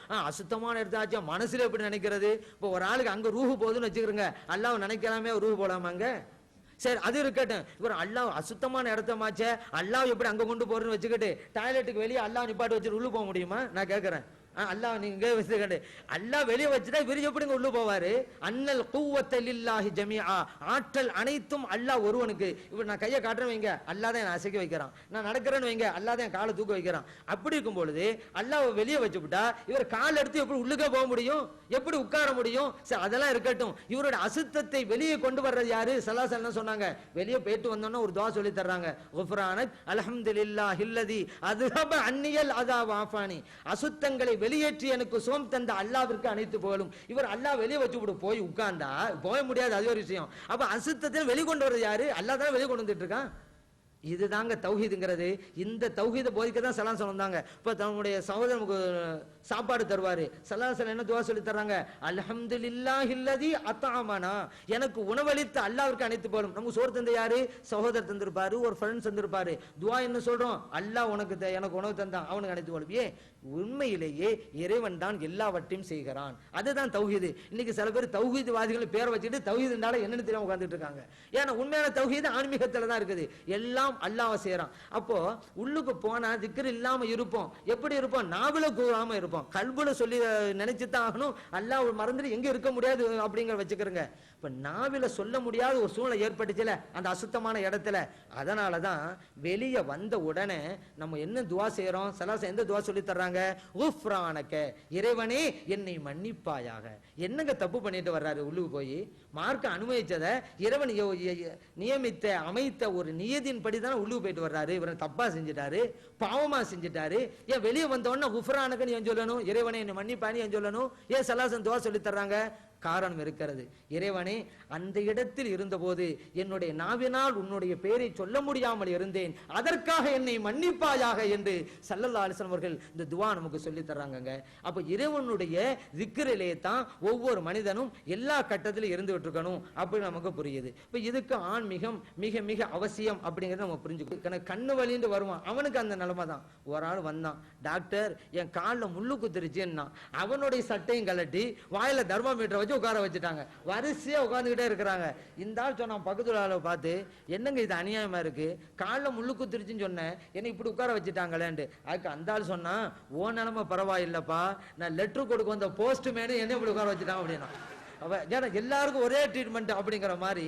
அது அதே போல எதுக்கு எடுத்தாலும் சரி, எதுக்கு எடுத்தாலும் பிதாத் அப்படி மாத்தி மாத்தி சொல்ற மாதிரி இந்த பையத்தையும் பிதாத் அப்படிங்கிறது அப்படி இல்லைங்க. அது எப்படி பிதாத்னு சொல்றது? குர்ஆன்ல வந்திருக்கு, ஹதீஸ்ல வந்திருக்கு. அது போய் பிதாத்ங்கிறது. ஸல்லல்லாஹு அலைஹி வஸல்லம் என்ன சொன்னாங்க? மன் அஹதத ஃபீ அம்ரினா ஹாதா மா லைஸ மின்ஹு ஃபஹுவ ரத்துன். இந்த மார்க்கத்திலே இல்லாத ஒன்றை ஒருவர் புகுத்தினால் அது பிதஅத், ரத்து செய்யப்பட வேண்டும் என்று ஸல்லல்லாஹு அலைஹி சொல்லி தந்திருக்கிறாங்க. மார்க்கத்திலே இல்லாத பிதஅத்துங்கணும், ஆனா குர்ஆன்லயும் ஹதீஸ்லயும் வந்ததையும் போய் சில பேர் பிதஅத்னு சொல்லிட்டு இருக்காங்க. அது எப்படி? அல்லாஹ் குர்ஆன்ல சொல்லி தரான், இன்னல்லதீன யுபாயிஊனக இன்னமா யுபாயிஊனல்லாஹ். ஸல்லல்லாஹு அலைஹி வஸல்லம் ஹுதைபியாங்கிற இடத்துல அருமை தோழர்களை எல்லாம் அழைத்து வைத்துக் கொண்டு ஒப்பந்தம் செய்யறாங்க, பையத்து செய்யறாங்க. சஹாபா பெருமக்கள் எல்லாம் கைகளை நீட்டுறாங்க. அந்த கைக்கு மேல ஸல்லல்லாஹு அலைஹி வஸல்லம் புனித கையை வைக்கிறாங்க. யதுல்லாஹி ஃபௌக ஐதீஹிம். அல்லாஹ் சொன்னா, அந்த சஹாபா பெருமக்களுக்கு கைகளுக்கு மேலே இருந்தது அல்லாஹ்வின் கை அப்படின்னு அல்லாஹ் புகழ்ந்து பேசுகிறான். அந்த ஒப்பந்தத்தை சில பேர் சொல்லுவாங்க, பையத்து இருக்குது அது சியாசத், அரசியல்ல தான். ஏன்னா அபூபக்கர் சித்திக் ரலியல்லாஹு அன்ஹு ஹிலாஃபத் பொறுப்பை ஏற்ற போது எல்லா சஹாபா பெருமக்களும் பையத்து செஞ்சு கொடுத்தாங்க. இது யாரும் மறுக்க முடியாதுல்ல. அதனால சில பேர் சொல்றது, இந்த பையத்து இருக்குது, ஷரியத் ரீதியான பையத்தெல்லாம் இல்லைன்னு. யார் சொன்னது? ரொம்ப அங்கெங்கெல்லாம் போக தேவையில்லை. புகாரிய படிங்க, பையத் இருக்குன்னு தெரியும். முஸ்லிமை படிங்க, பையத் இருக்குன்னு தெரியும். ஏன்னா ஜரீர் இப்னு அப்துல்லா ரலியல்லாஹு அன்ஹு அவங்க சொல்றாங்க, பாயஅத்துன் நபிய ஸல்லல்லாஹு அலைஹி வஸல்லம், நான் ஸல்லல்லாஹு அலைஹி வஸல்லம் அவர்களிடம் பையத் செய்தேன், அலா இகாமிஸ் ஸலாத்தி, தொழுகையை சரிவர நிறைவேற்ற வேண்டும் என்று, வஈத்தாயி ஸகாத்தி, ஸகாத்தை சரியாக கொடுக்க வேண்டும் என்று, வன் நுஸ்ஹி லிகுல்லி முஸ்லிமின், எல்லா முஸ்லிம்களுக்கும் நான் அறிவுரை செய்ய வேண்டும் என்பதின் மீது நான் பையத் செய்தேன். புகாரியிலும் முஸ்லிமிலும் பதிவு செய்யப்பட்டிருக்கிறது. அப்ப பையத்துன்னு ஒண்ணு இருக்குதுங்கிறத புகாரில் பதிவு செய்யப்பட்ட ஹதீஸ் அறிவிக்கின்ற போது அது எப்படி பிதஅத்துங்கிறது? சரி, ஒவ்வொரு மனிதனுக்கும் ஒரு ஷேக் முர்ஷித் வேண்டும் என்று அல்லாஹ் குர்ஆன்ல சொல்றான்ல, வமை யுலில் ஃபலன் தஜித லஹு வலிய முர்ஷிதா. ஒவ்வொரு மனிதனுக்கும் ஒரு முர்ஷித் இருக்க வேண்டும். முர்ஷித் கிடைக்காத மனிதன் வழி கேட்ட மனிதன் அப்படிங்கறத அல்லாஹ் குர்ஆன்ல சொல்லி காட்டுறானே. அல்லாஹ் யார வழி கெடுக்க நினைக்கிறானோ அந்த மனிதனுக்கு வழி முர்ஷிது கிடைக்காது அப்படின்னு அல்லாஹ் சொல்றான். இதுல வேற இறைவன் அந்த அமைத்த வாசகத்தை பாருங்க. அந்த மனிதர் பெற்றுக்கொள்ள மாட்டார்னு சொல்லாம ஸல்லல்லாஹு அலைஹி வஸல்லம் அவங்கள பார்த்து, நீங்க வழிய முர்ஷித அந்த மனிதருக்காக பெற மாட்டீங்க. எந்த மனிதரு?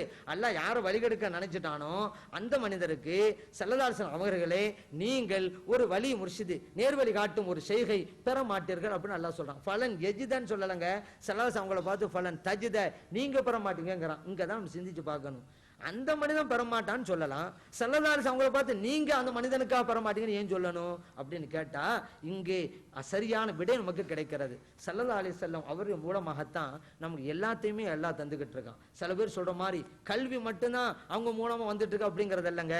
அவங்க ரஹ்மத்துல் லில் ஆலமீன், இந்த அகிலத்தாருக்கெல்லாம் ரஹ்மத்து அப்படிங்கறதுனால நாம் இந்த உலகத்துல என்ன பெறுகிறோமோ, எந்த நிஅமத்தா இருக்கட்டும், அல்லாஹ் தஆலா ஸல்லல்லாஹு அவங்க மூலமா தான் நமக்கு தந்துட்டு இருக்கான். அதனால தான் ஸல்லல்லாஹு அலைஹி வஸல்லம் சொன்னாங்க, இன்னமா அனல் காசிம் வல்லாஹு யுதி, இறைவன் கொடுக்கிறான், நான் பங்கீடு செய்கிறேன். புகாரிலே பதிவு செய்யப்பட்ட ஹதீஸ். அல்லாஹ் தர்றான், நான் பங்கு வைக்கிறேன். இது இல்மு மட்டுமல்ல, ரிஸ்க் மட்டுமல்ல, செல்வம் மட்டுமல்ல, ஒவ்வொரு ஆளுக்கும் ஒரு ஷேக் வேணும் இல்ல, அதையும் கூட ஸல்லல்லாஹு அலைஹி வஸல்லம் அவங்க தான் தரணும். அதனால தான் அல்லாஹ் சொல்றான், உங்களுக்கு கிடைச்சாதானே நீங்க கொடுக்க முடியும். நானும் வழிகெடுக்க நினைச்சவனுக்கான உங்களுக்கு தரவே மாட்டேன்ல, அதனால நீங்க கொடுக்க முடியாது அப்படிங்கறதுனால அல்லாஹு தஆலா ஃபலன் தஜித அப்படிங்கிற வார்த்தையை போடுகிறான். அதனால ஒவ்வொரு மனிதனுக்கும் நேர்வழி காட்டுகின்ற ஒரு முர்ஷித், ஒரு ஷேக் வேண்டும் அப்படிங்கறத இந்த வசனம் நமக்கு அறிவிக்கிறது.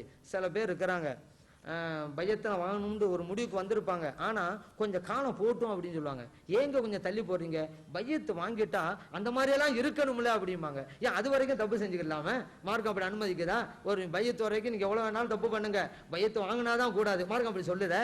என்னது அதுக்கெல்லாம் ஒரு பக்குவம் வரணும். பக்குவம் வந்துட்டா நீங்க பையத்து வாங்கணும். நீங்க தான் பக்குவம் அடைஞ்சிட்டீங்கல்ல, நீங்க பையத்து கொடுக்கலாமா மற்றவங்களுக்கு? ஆனா பக்குவம் பெறணுங்கிறதுக்கு தானுங்க பையத்து.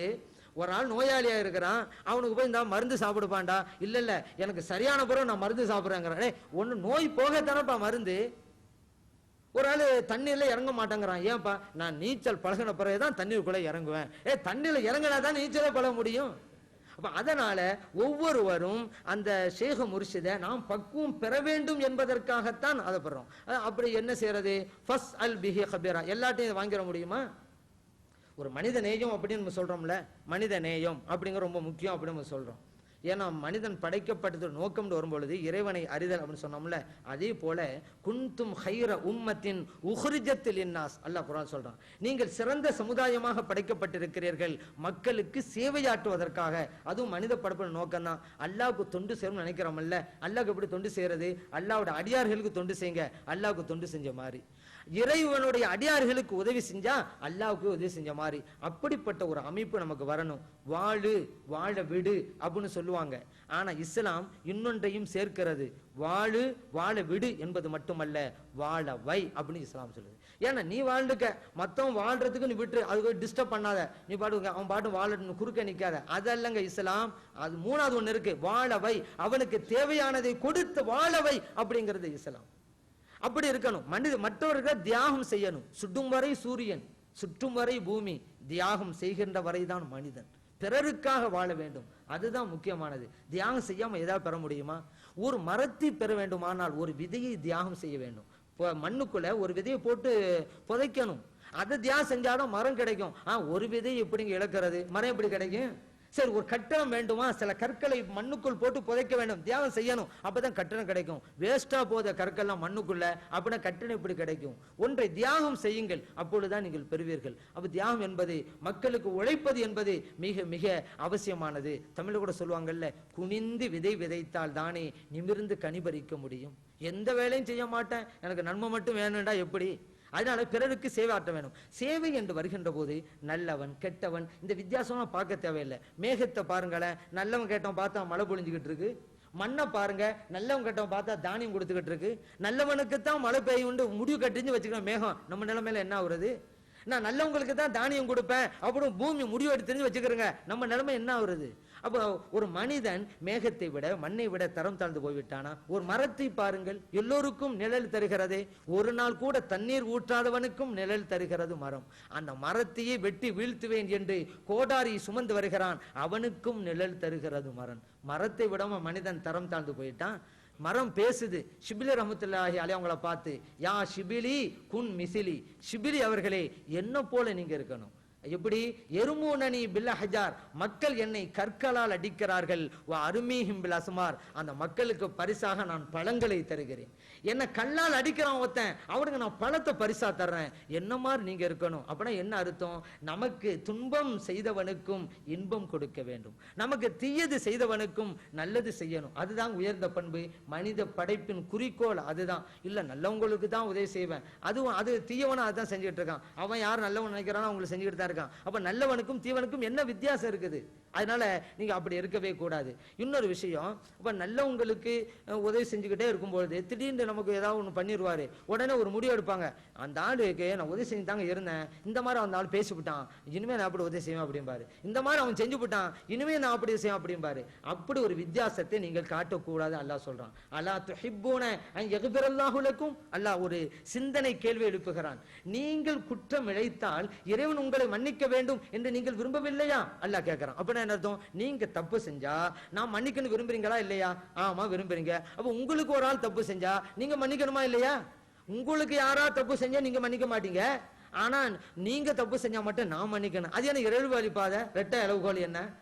நாங்களும் மன்னிக்க விரும்புறீங்கல்ல, நீங்களும் மன்னியுங்கள் அப்படின்னு அல்லாஹ் சொல்றான். அந்த அமைப்பிலே ஒரு மனிதன் இருக்கணும். வேண்டாம் பாருங்க, ஒவ்வொரு ஆளுக்கும் நிகழ்ந்திருக்கும். சாப்பிடும் போது நம்முடைய பல்லு நம்முடைய நாக்கை கடிச்சிரும். நீங்க எல்லாம் பார்த்திருப்பீங்க. இது அது ரொம்ப டேஸ்டான உணவு சாப்பிடும்போது நிறைய பேருக்கு இது நடக்கும். இந்த கட்டத்துல என்றாவது ஒரு நாள் நம்முடைய பல்லை பார்த்து நம்ம கோபப்பட்டிருக்கோமா? பல்ல பார்த்து எப்படி என் நாக்கை நீ கடிக்கலாம் அப்ப நம்ம அந்த பல்லுக்கு தண்டனை கொடுத்திருக்கோமா? கிடையவே கிடையாதுங்க. ஏன் அப்படி நம்ம செய்யல? எப்படி கடிபட்டது நம்முடைய நாவோ கடித்ததும் நம்முடைய பல் அப்படிங்கிற உணர்வு இருக்கிறனால நம்ம சும்மா இருந்துடுறோம். இதே அடுத்தவங்க கடிச்சிட்டா சும்மா இருந்துருவோமா நம்ம? அப்ப நம்ம பல்லு அப்படின்னு சும்மா இருக்கிறோம்ல, அந்த மாதிரிதான் அவன் வேறல்ல என்னவன் அப்படின்னு உணர்வு உங்களுக்கு வந்துட்டா அவன் என்னதான் தப்பு பண்ணட்டுமே நீங்க மன்னிச்சிருவீங்க. அவன் வேறு நான் வேறு அப்படிங்கிற எண்ணம் இருக்கிற வரைக்கும் இப்படித்தான். அவன் வேறல்ல என்னவன் என் சகோதரன். எப்ப எந்த எண்ணம் எப்ப தெரியுமா வரும்? ஆன்மீகத்தில் அடியடிச்சு வச்சாதான் வரும். ஏன்னா கீழ் மட்டத்தில் இருக்கும் பொழுதுதான் இந்த வித்தியாசம் எல்லாம். ஒரு மலை அடி வாரத்துக்கு கீழே இருக்கிறான்னு வச்சுக்கிறேங்க, அங்க இதுதான் மரம்மா, இது செடி, இது கொடி, எல்லாம் வித்தியாசம். அவன் கீழே இருக்கும்போது மலை அடி வாரத்தில் இருக்கும்போது எல்லா வித்தியாசமும் தெரியும். அவன் மலைக்கு மேல உச்சிக்கு போயிட்டான்னு வச்சுக்கிறேங்க, கீழே பார்ப்பான் எல்லாம் ஒன்னா இருக்கும். மரம் தெரியாது, செடி தெரியாது, கொடி எல்லாம் பச்சையாக இருக்கும். ஒருவன் ஆன்மீகத்திலே மேலே மேலே இன்னும் அதற்கு மேலே செல்கின்ற போது எல்லாம் ஒன்று என்று அவன் நினைக்கிறான். கீழ்மட்டத்தில் இருக்கிற வரைக்கும் தான் அவன் இவன் இந்த பாகுபாடு வேறுபாடு இதெல்லாம் இருக்குது. அதனாலதான் ஆன்மீக பாதைக்கு நீங்கள் வாருங்கள் வாருங்கள் என்று நாம் அழைக்கிறோம். ஒரு பெரியவர் ரோட்டிலே போவோர் வருவோர் எல்லாம் விளக்கு பிடித்து பார்க்கிறார், முகத்தை பார்க்கிறாரு. பட்ட பகலில வெட்ட வெளிச்சத்துல அப்படி தேடிக்கிட்டே இருக்கிறாரு. இவர் யாரு தேடுறாரு? ஒரு ஆள் போய் கேட்டாரு, ஐயா யாரை தேடுகிறீர்கள்? பெரியவர் சொன்னார், மனிதனை தேடுகிறேன் அப்பா, மனிதனை தேடுகிறேன். ஏன் நம்ம பார்வைக்கு எல்லாம் மனிதர்களாக தான் தெரியுறாங்க, அந்த பெரியவருடைய பார்வைக்கு மனிதர்களாக தெரியவில்லை. ஏன்னா ஒருத்தன் போய்கிட்டு இருக்கிறான், இன்னைக்கு யாரை ஏமாத்துறது திட்டம் போட்டுட்டு போய்கிட்டு இருக்கான். இன்னொருத்தன் போறான், இன்னைக்கு யார மோசடி செய்யலாம். இன்னொருத்தன் போறான், இன்னைக்கு யாரை கொலை செய்யலாம். இவெல்லாம் மனுஷனா? மனித உருவத்திலே மிருகத்தினுடைய குணங்களை சுமந்து செல்லக்கூடியவர்கள் தான் இவங்க. இவங்க உண்மையிலே மனிதர்கள். அதான் பெரியவர் சொல்றாரு, நான் மனிதனை தேடிக்கிட்டு அப்படிங்கிறார். விலங்குகள் பரவாயில்லைன்னு தான் நினைக்க வேண்டியதா இருக்குது. இப்போ ஒவ்வொரு நாட்டிலும் பாருங்க, எந்த நாடா இருக்கட்டுமே மிலிட்டரி ராணுவம் வச்சிருக்கிறாங்க, போலீஸும் வச்சிருக்கிறாங்க. அதற்காக வேண்டி மாச கணக்கில் கோடிக்கணக்கான ரூபாயெல்லாம் செலவழிச்சிட்டு இருக்காங்க. ஏன் இதெல்லாம்? இந்த ராணுவம்னு ஏன் வச்சுக்கணும்? கோடிக்கணக்கான ரூபாய் ஏன் அதுக்கு செலவு செய்யணும்? போலீஸ்னு ஏன் வைக்கணும் அப்படின்னு யோசிச்சு பாருங்க. இவ்வளவு பெரிய அமைப்பெல்லாம் இந்த விலங்குகளிடமிருந்து மனிதர்களை காப்பாற்றுவதற்கா? சொல்வதற்கு கூச்சமாக இருக்கிறது. மனிதர்களிடமிருந்து மனிதர்களை காப்பாற்ற இந்த அமைப்பெல்லாம் வச்சிருக்காங்க. அந்த மிருகமெல்லாம் அதாவது இடத்துல உட்கார்ந்து அதாவது வேலையை பார்த்துட்டு இருக்கு, அதாவது வாழ்ந்துகிட்டு இருக்கு. மனிதர்களிடமிருந்து மனிதனை காப்பாற்ற இது தேவையாங்க? அந்த காலத்திலாம் வெளியே போனாக்கா ஒரு மோசமான சூழ்நிலையில தாய் சொல்லுவாங்க, ஒரு மகனை பார்த்து, தம்பி பார்த்து போ, காக்க குருவிகளை சுடுவது மாதிரி உன்னை சுட்டுருவாங்க அப்படின்னு சொல்லி. ஆனா அந்த நேரம் மாறிடுச்சுங்க. இப்போலாம் எப்படி தெரியுமா? வெளியே செல்ல நினைக்கின்ற குஞ்சுவை பார்த்து தாய்ப்பறவை கூறுகிறது, வெளியிலே பார்த்து போ, மனிதர்களை சுட்டு தள்ளுவது போல உன்னை சுட்டு கொண்டு விடுவார்கள் அப்படின்றாலும் அப்படியே மாறிச்சு. மனிதன் எல்லாத்தையும் கத்துக்கிட்டான். மீனை பார்த்தான், எப்படி தண்ணீர்ல மிதக்கிறது பார்த்தான், கப்பலை தயார் செஞ்சுட்டான். பறவையை பார்த்தான், எப்படி பறக்கிறதுங்கிறத ஏரோப்ளேனை தயார் செஞ்சுட்டான். அப்போ மீனை பார்த்து தண்ணீரை மிதக்க கற்றுக்கொண்டு விட்டான். பறவையை பார்த்து விண்ணிலே எப்படி பறப்பது அதை கற்றுக்கொண்டு விட்டான். ஆனால் மனிதனாக எப்படி வாழ்வது என்பதை மட்டும் இன்று வரைக்கும் கற்றுக்கொள்ளாமல் இருக்கிறான். இந்த நிலையில் தான் இந்த மனிதன் இருந்துட்டு இருக்கான். இது தேவையா? மற்றவங்களுக்கு எல்லாம் உதவியோட எல்லாம் அந்த மனிதன் இருக்கணும். ஸல்லல்லாஹு சொன்னாங்கல்ல, மனித சமுதாயம் எப்படி வாழ வேண்டும் சலாம் சொல்லி தர்றாங்க. கல் புனியான், ஒரு கட்டிடத்தை போன்று இருக்க வேண்டும். கட்டிடத்தில் இருக்கிற கற்களில் ஒரு கல் இன்னொரு கல்லை பற்றி பிடித்து கொண்டு நிற்கிறது. அப்படித்தான் ஒரு மனிதன் இன்னொரு மனிதனை சார்ந்து வாழ வேண்டும், பிரிந்து போகக்கூடாது. ஸல்லல்லாஹு இன்னொரு உதாரணத்தையும் சொன்னாங்கல்ல, ஒரு மனிதன் உடலுடைய உறுப்புகளை போன்று இருக்க வேண்டும். கண்ணுக்கு வலி வந்துருச்சு வச்சுக்கிறங்க, கண்ணுக்கு தானே நோயின்னு மற்ற உறுப்பெல்லாம் சும்மா இருக்கா? அந்த வேதனையில எல்லா உறுப்புகளும் பங்கெடுக்கிறது. காய்ச்ச வந்துருது, ஏதோ ஒரு இடத்துல அடிபட்டு இருக்கும், உடம்பெல்லாம் காய்ச்ச, ஒரு உறுப்புக்கு தான் இழப்பு, ஆனால் வேதனையில எல்லாம் பங்கெடுக்கிறது. பாருங்க, கண் வலி வந்துருச்சு வச்சுக்கிறங்களேன், கால்கள் நடை போடும் மெடிக்கலுக்கு, மருந்து வேண்டும் அப்படின்னு வாய் கேட்கும், மருந்தை இதமாக தடவி கொடுக்கும் கை. ஆனா கண்ணுக்கு தான் நோய் ஏற்பட்டுச்சு. இத்தனை உறுப்புகளும் பங்கெடுக்கிறதுல அப்படித்தான் ஒரு மனிதனுக்கு இடையூறு என்றால் அவனுக்கு தானே அப்படின்னு நினைக்காதீங்க. அந்த இடையூறை அகற்றுவதிலே உங்களுடைய பங்களிப்பென்ன நினைத்து பாருங்கள், ஈடுபடுங்கள். அதுதான் மனித படைப்பின் குறிக்கோள். உஹ்ரிஜத்தில் லின்னாஸ், மக்களுக்கு சேவையாற்றுவதற்குத்தான் நீங்கள் படைக்கப்பட்டிருக்கிறீர்கள். இன் தன்சுருல்லாஹ யன்சுருக்கும், அல்லாஹ் சொன்னான்ல, அல்லாஹ்வுக்கு நீங்க உதவி செஞ்சா அல்லாஹ் உங்களுக்கு உதவி செய்வான். அல்லாஹ்வுக்கு என்ன உதவி செய்யறது? அல்லாஹ் நம்முடைய உதவி அல்லாஹ்வுக்கு தேவையா? அல்லாஹ்வுடைய அடியார்களுக்கு உதவி செய்யுங்க, அல்லாஹ்வுடைய உதவி உங்களுக்கு கிடைக்கும் அப்படிங்கிறது தாங்க. இப்போ பாருங்க, ஒரு ஆள் நடந்துகிட்டே இருக்கிறாரு, ரெண்டு காலில் தான் நடக்கிறாரு, வழியில ஒரு முள்ளு குத்திருச்சு, உடனே ஒரு காலை தூக்கிட்டு நிக்கிறார். அந்த நேரத்துல உடல் முழுவதையும் இன்னொரு கால் தான் சுமந்து கொண்டிருக்கிறது. ஆனா ரெண்டு காலுக்குள்ள பொறுப்பு, உடலை சுமக்கிறது ரெண்டு காலுக்குள்ள பொறுப்பு.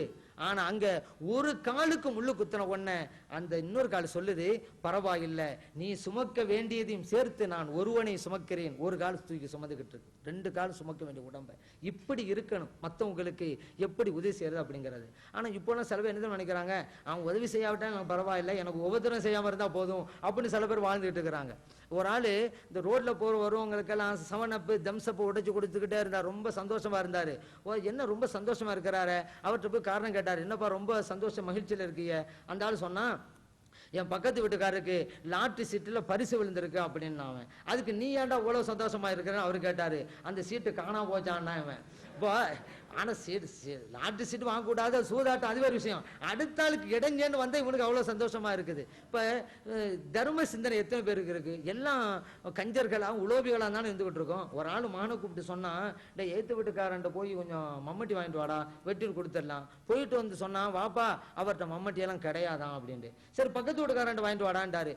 போயிட்டு வந்த மகன் சொன்னா, வாப்பா இருக்குதான் தரமாட்டாராம் அப்படின்னா. ஏன்னா இவருக்கு அவங்களுக்கு மத்தியில் அவ்வளவு நெருக்கம் உறவுல. கடைசியில் ரொம்ப சடைஞ்சு போய் சொன்னான், இவனெல்லாம் இப்படித்தான்யா, அடுத்த ஆளுக்கு உதவவே மாட்டான் போல, சரி சரி போடா நம்ம மம்மட்டி எடுத்துட்டு வாடா அப்படின்னு. இவன் எப்படி இருப்பான், இவன் மம்மட்டியை வச்சுக்கிட்டு அடுத்த ஆள கேட்கறான். இப்படிப்பட்டவங்க எல்லாம் இருந்தாக்க அடுத்தவங்க எங்க உதவி செய்ய போறாங்க? சரி, விருந்தோம்பல் சல்லதாசனம் கற்று தந்தது தானே. அந்த விருந்தோம்பல் நம்மகிட்ட எல்லாம் இருக்குது. அவர் சொன்னா வல்ஜமாத்தினர் அந்த விருந்தோம்பல் இருந்துகிட்டு இருக்கு. ஃபாத்திஹா வரும், மௌலிசம் நடத்துறோம், விருந்தோம்பல்லாம் செய்யறோம், மற்றவங்களுக்கு உதவி செய்யறோம். இந்த சிந்தனையிலே அவரு சொன்னா வல்ஜமாத்தினர் நடைபோட்டு கொண்டிருக்கிறார்கள் அப்படிங்கிறதுல இருவேறு கருத்துக்கே இடமில்லை. அப்ப இந்த ஆன்மீக பாதையிலே வந்ததன் பின்னால இறைவனுடைய சிந்தனையிலே நாம் இருக்கின்ற போது நம்முடைய உடம்பு ஒரு பக்குவம் பெறுகிறது. சொல்லுவாங்கல்ல, இந்த மண்ணுனால இந்த சட்டி பானை எல்லாம் செய்வோம், செஞ்ச பிறகு அப்படியே வச்சுக்கிறோம், கொஞ்ச நாள் அப்படியே உடஞ்சு போயிடும், மழை பெஞ்சா அப்படியே கரைஞ்சு போயிடும். அதே சட்டியை நெருப்புல போட்டு சுட்டுட்டீங்கன்னு வச்சுக்கிறோங்க, நம்ம எல்லாம் பார்க்கலாம், குடம் பானை எல்லாம் சுட்டு, அது என்ன மழை பெய்யட்டும் அது கரையவே செய்யாத, அது பாட்டு கிடக்குறது. ஏன்? நெருப்பிலை சுட்டு விட்டதால் மண் அதை அரிப்பதில்லை, அழிப்பதில்லை. நாமும் நம்முடைய உடலை நெருப்பினால் அல்ல சூடு போடுறது, நூறினால் பேரொளியால் நாம் சுடுகின்ற போது நம்முடைய உடலும் அந்த பக்குவத்திற்கு வருகிறது.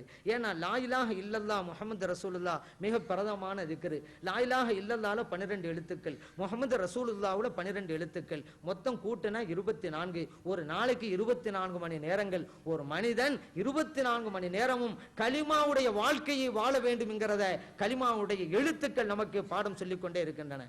அந்த அல்லாஹ்வுடைய திக்ர் இருந்தா, அல்லாஹ் தன்னை பற்றி சொல்லும் போது அல்லாஹ் நூறு சமாவாத்து வல்லர்து, அல்லாஹ் வானம் பூமியினுடைய பேரொளியாக இருக்கிறான். அந்த நூறு ஒளி கிடைக்கிறது. முஹம்மது ரசூலுல்லாஹ்ங்கற திக்ர் செய்யும்போது ஸல்லல்லாஹு அல்லாஹ் சொன்னான்ல, கஜ்ஜாக்கும் மினல்லாஹி நூருன் வ கிதாபும் முபீன், இறைவனிடமிருந்து தெளிவான வேதமும் ஒரு பேரொளியும் கிடைத்திருக்கிறது. ஸல்லல்லாஹு அலைஹி வஸல்லம் ஒரு நூர். இந்த 2 நூரை கொண்டு லா இலாஹ இல்லல்லாஹ் முஹம்மது ரசூலுல்லாஹ்ங்கற திக்ரின் மூலம் நம்முடைய உடம்பை நாம் சுட்டு விட்டால் நமது உடம்பையும் இந்த மண் தீண்டாது. அதுதான் உண்மை.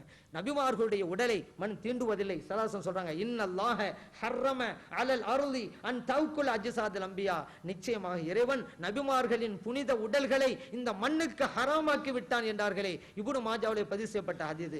சில பேர் இருக்கிறாங்க, நபிமார்களுடைய உடம்பெல்லாம் அப்படித்தான் பாதுகாக்கப்படும், ஆனா வலிமார்களுக்கு அப்படிலாம் கிடையாது, இப்படி சில பேர் சொல்லிட்டு இருக்காங்க.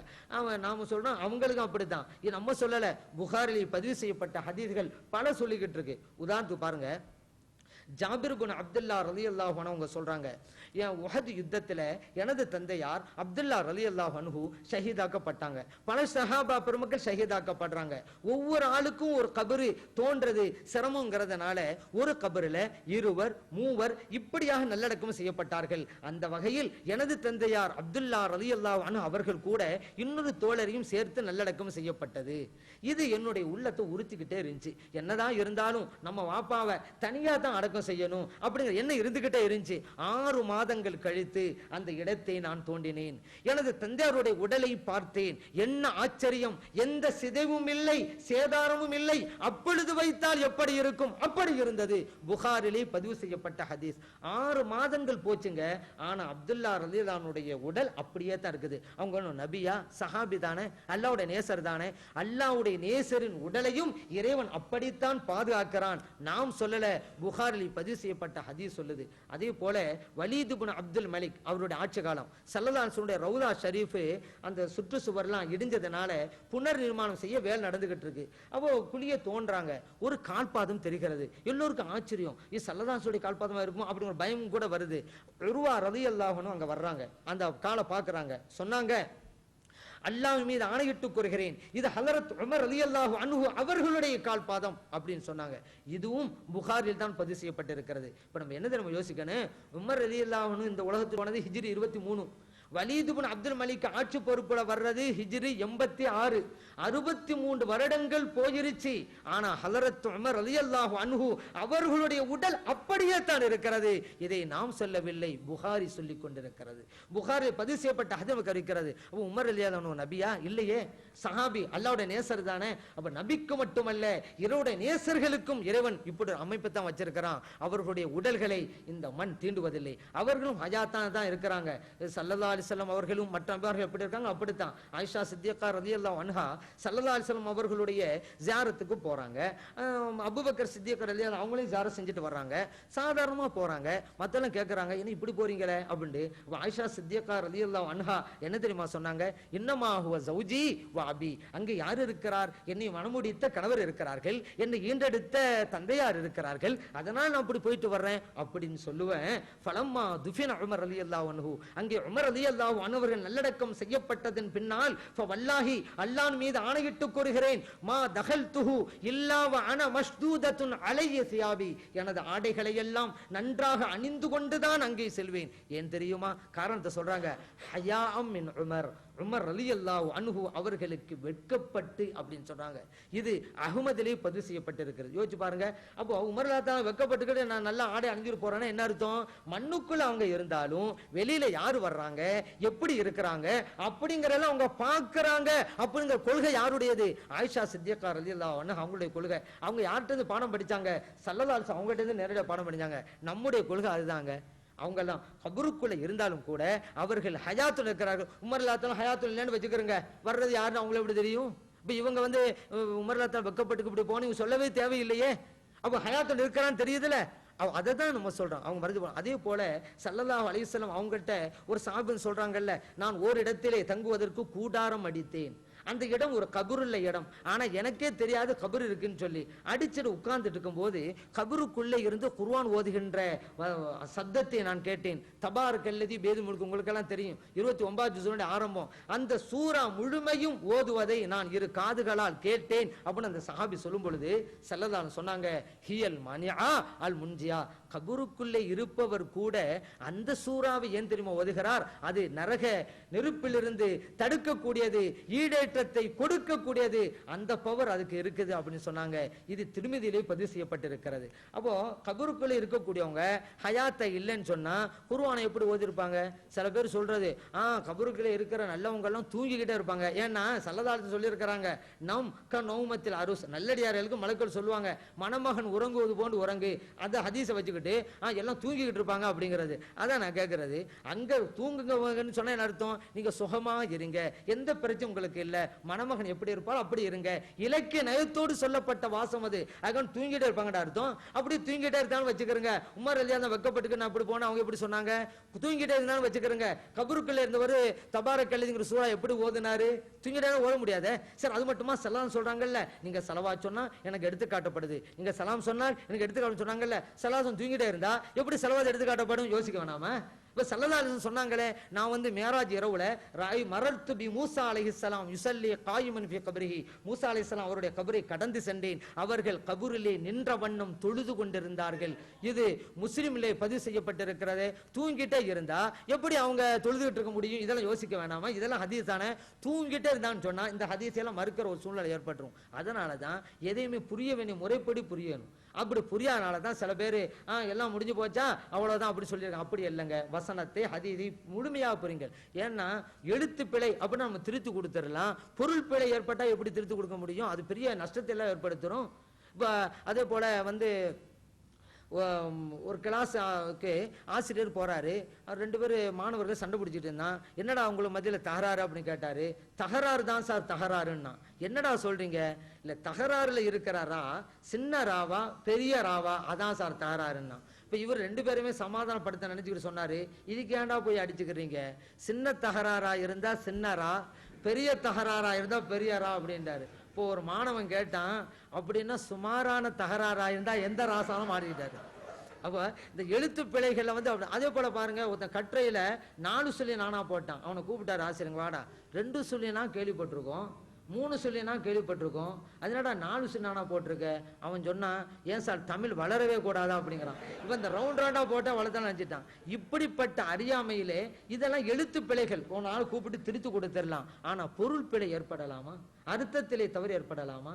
அதுவும் குர்ஆனிலும் ஹதீஸிலும் பிழை ஏற்படலாமா? அதெல்லாம் புரிந்து கொள்ளாவிட்டால் என்ன வழி? அதற்காக தான் நம்ம சொல்றோம், நீங்க எல்லாம் ஆன்மீகத்துக்கு வாருங்கள். மனித படைப்பினுடைய நோக்கத்தை அறிய வேண்டுமான ஆன்மீகத்து வர வேண்டும். நாம் அதில் இணைய வேண்டும், இறை நேசர்களாக மாற வேண்டும். நம்முடைய உடலையும் இந்த மண் தீண்டக்கூடாது, அந்த உயர்ந்த நிலையை அடைய வேண்டும். எல்லாம் அல்ல இறைவன் இந்த மாநாட்டின் பரக்கத்தால் அந்த உயர்ந்த நிலையை நமக்கெல்லாம் வழங்கியருள்வானாக. ஆமீன் வல்ஹம்துலில்லாஹி ரப்பில் ஆலமீன் என்று பிரார்த்தனை செய்து வாய்ப்பளித்த நல்லவர்களுக்கு நன்றி சொல்லி விடைபெறுகிறேன். அஸ்ஸலாமு அலைக்கும் வரஹ்மத்துல்லாஹி வபரகாத்துஹு.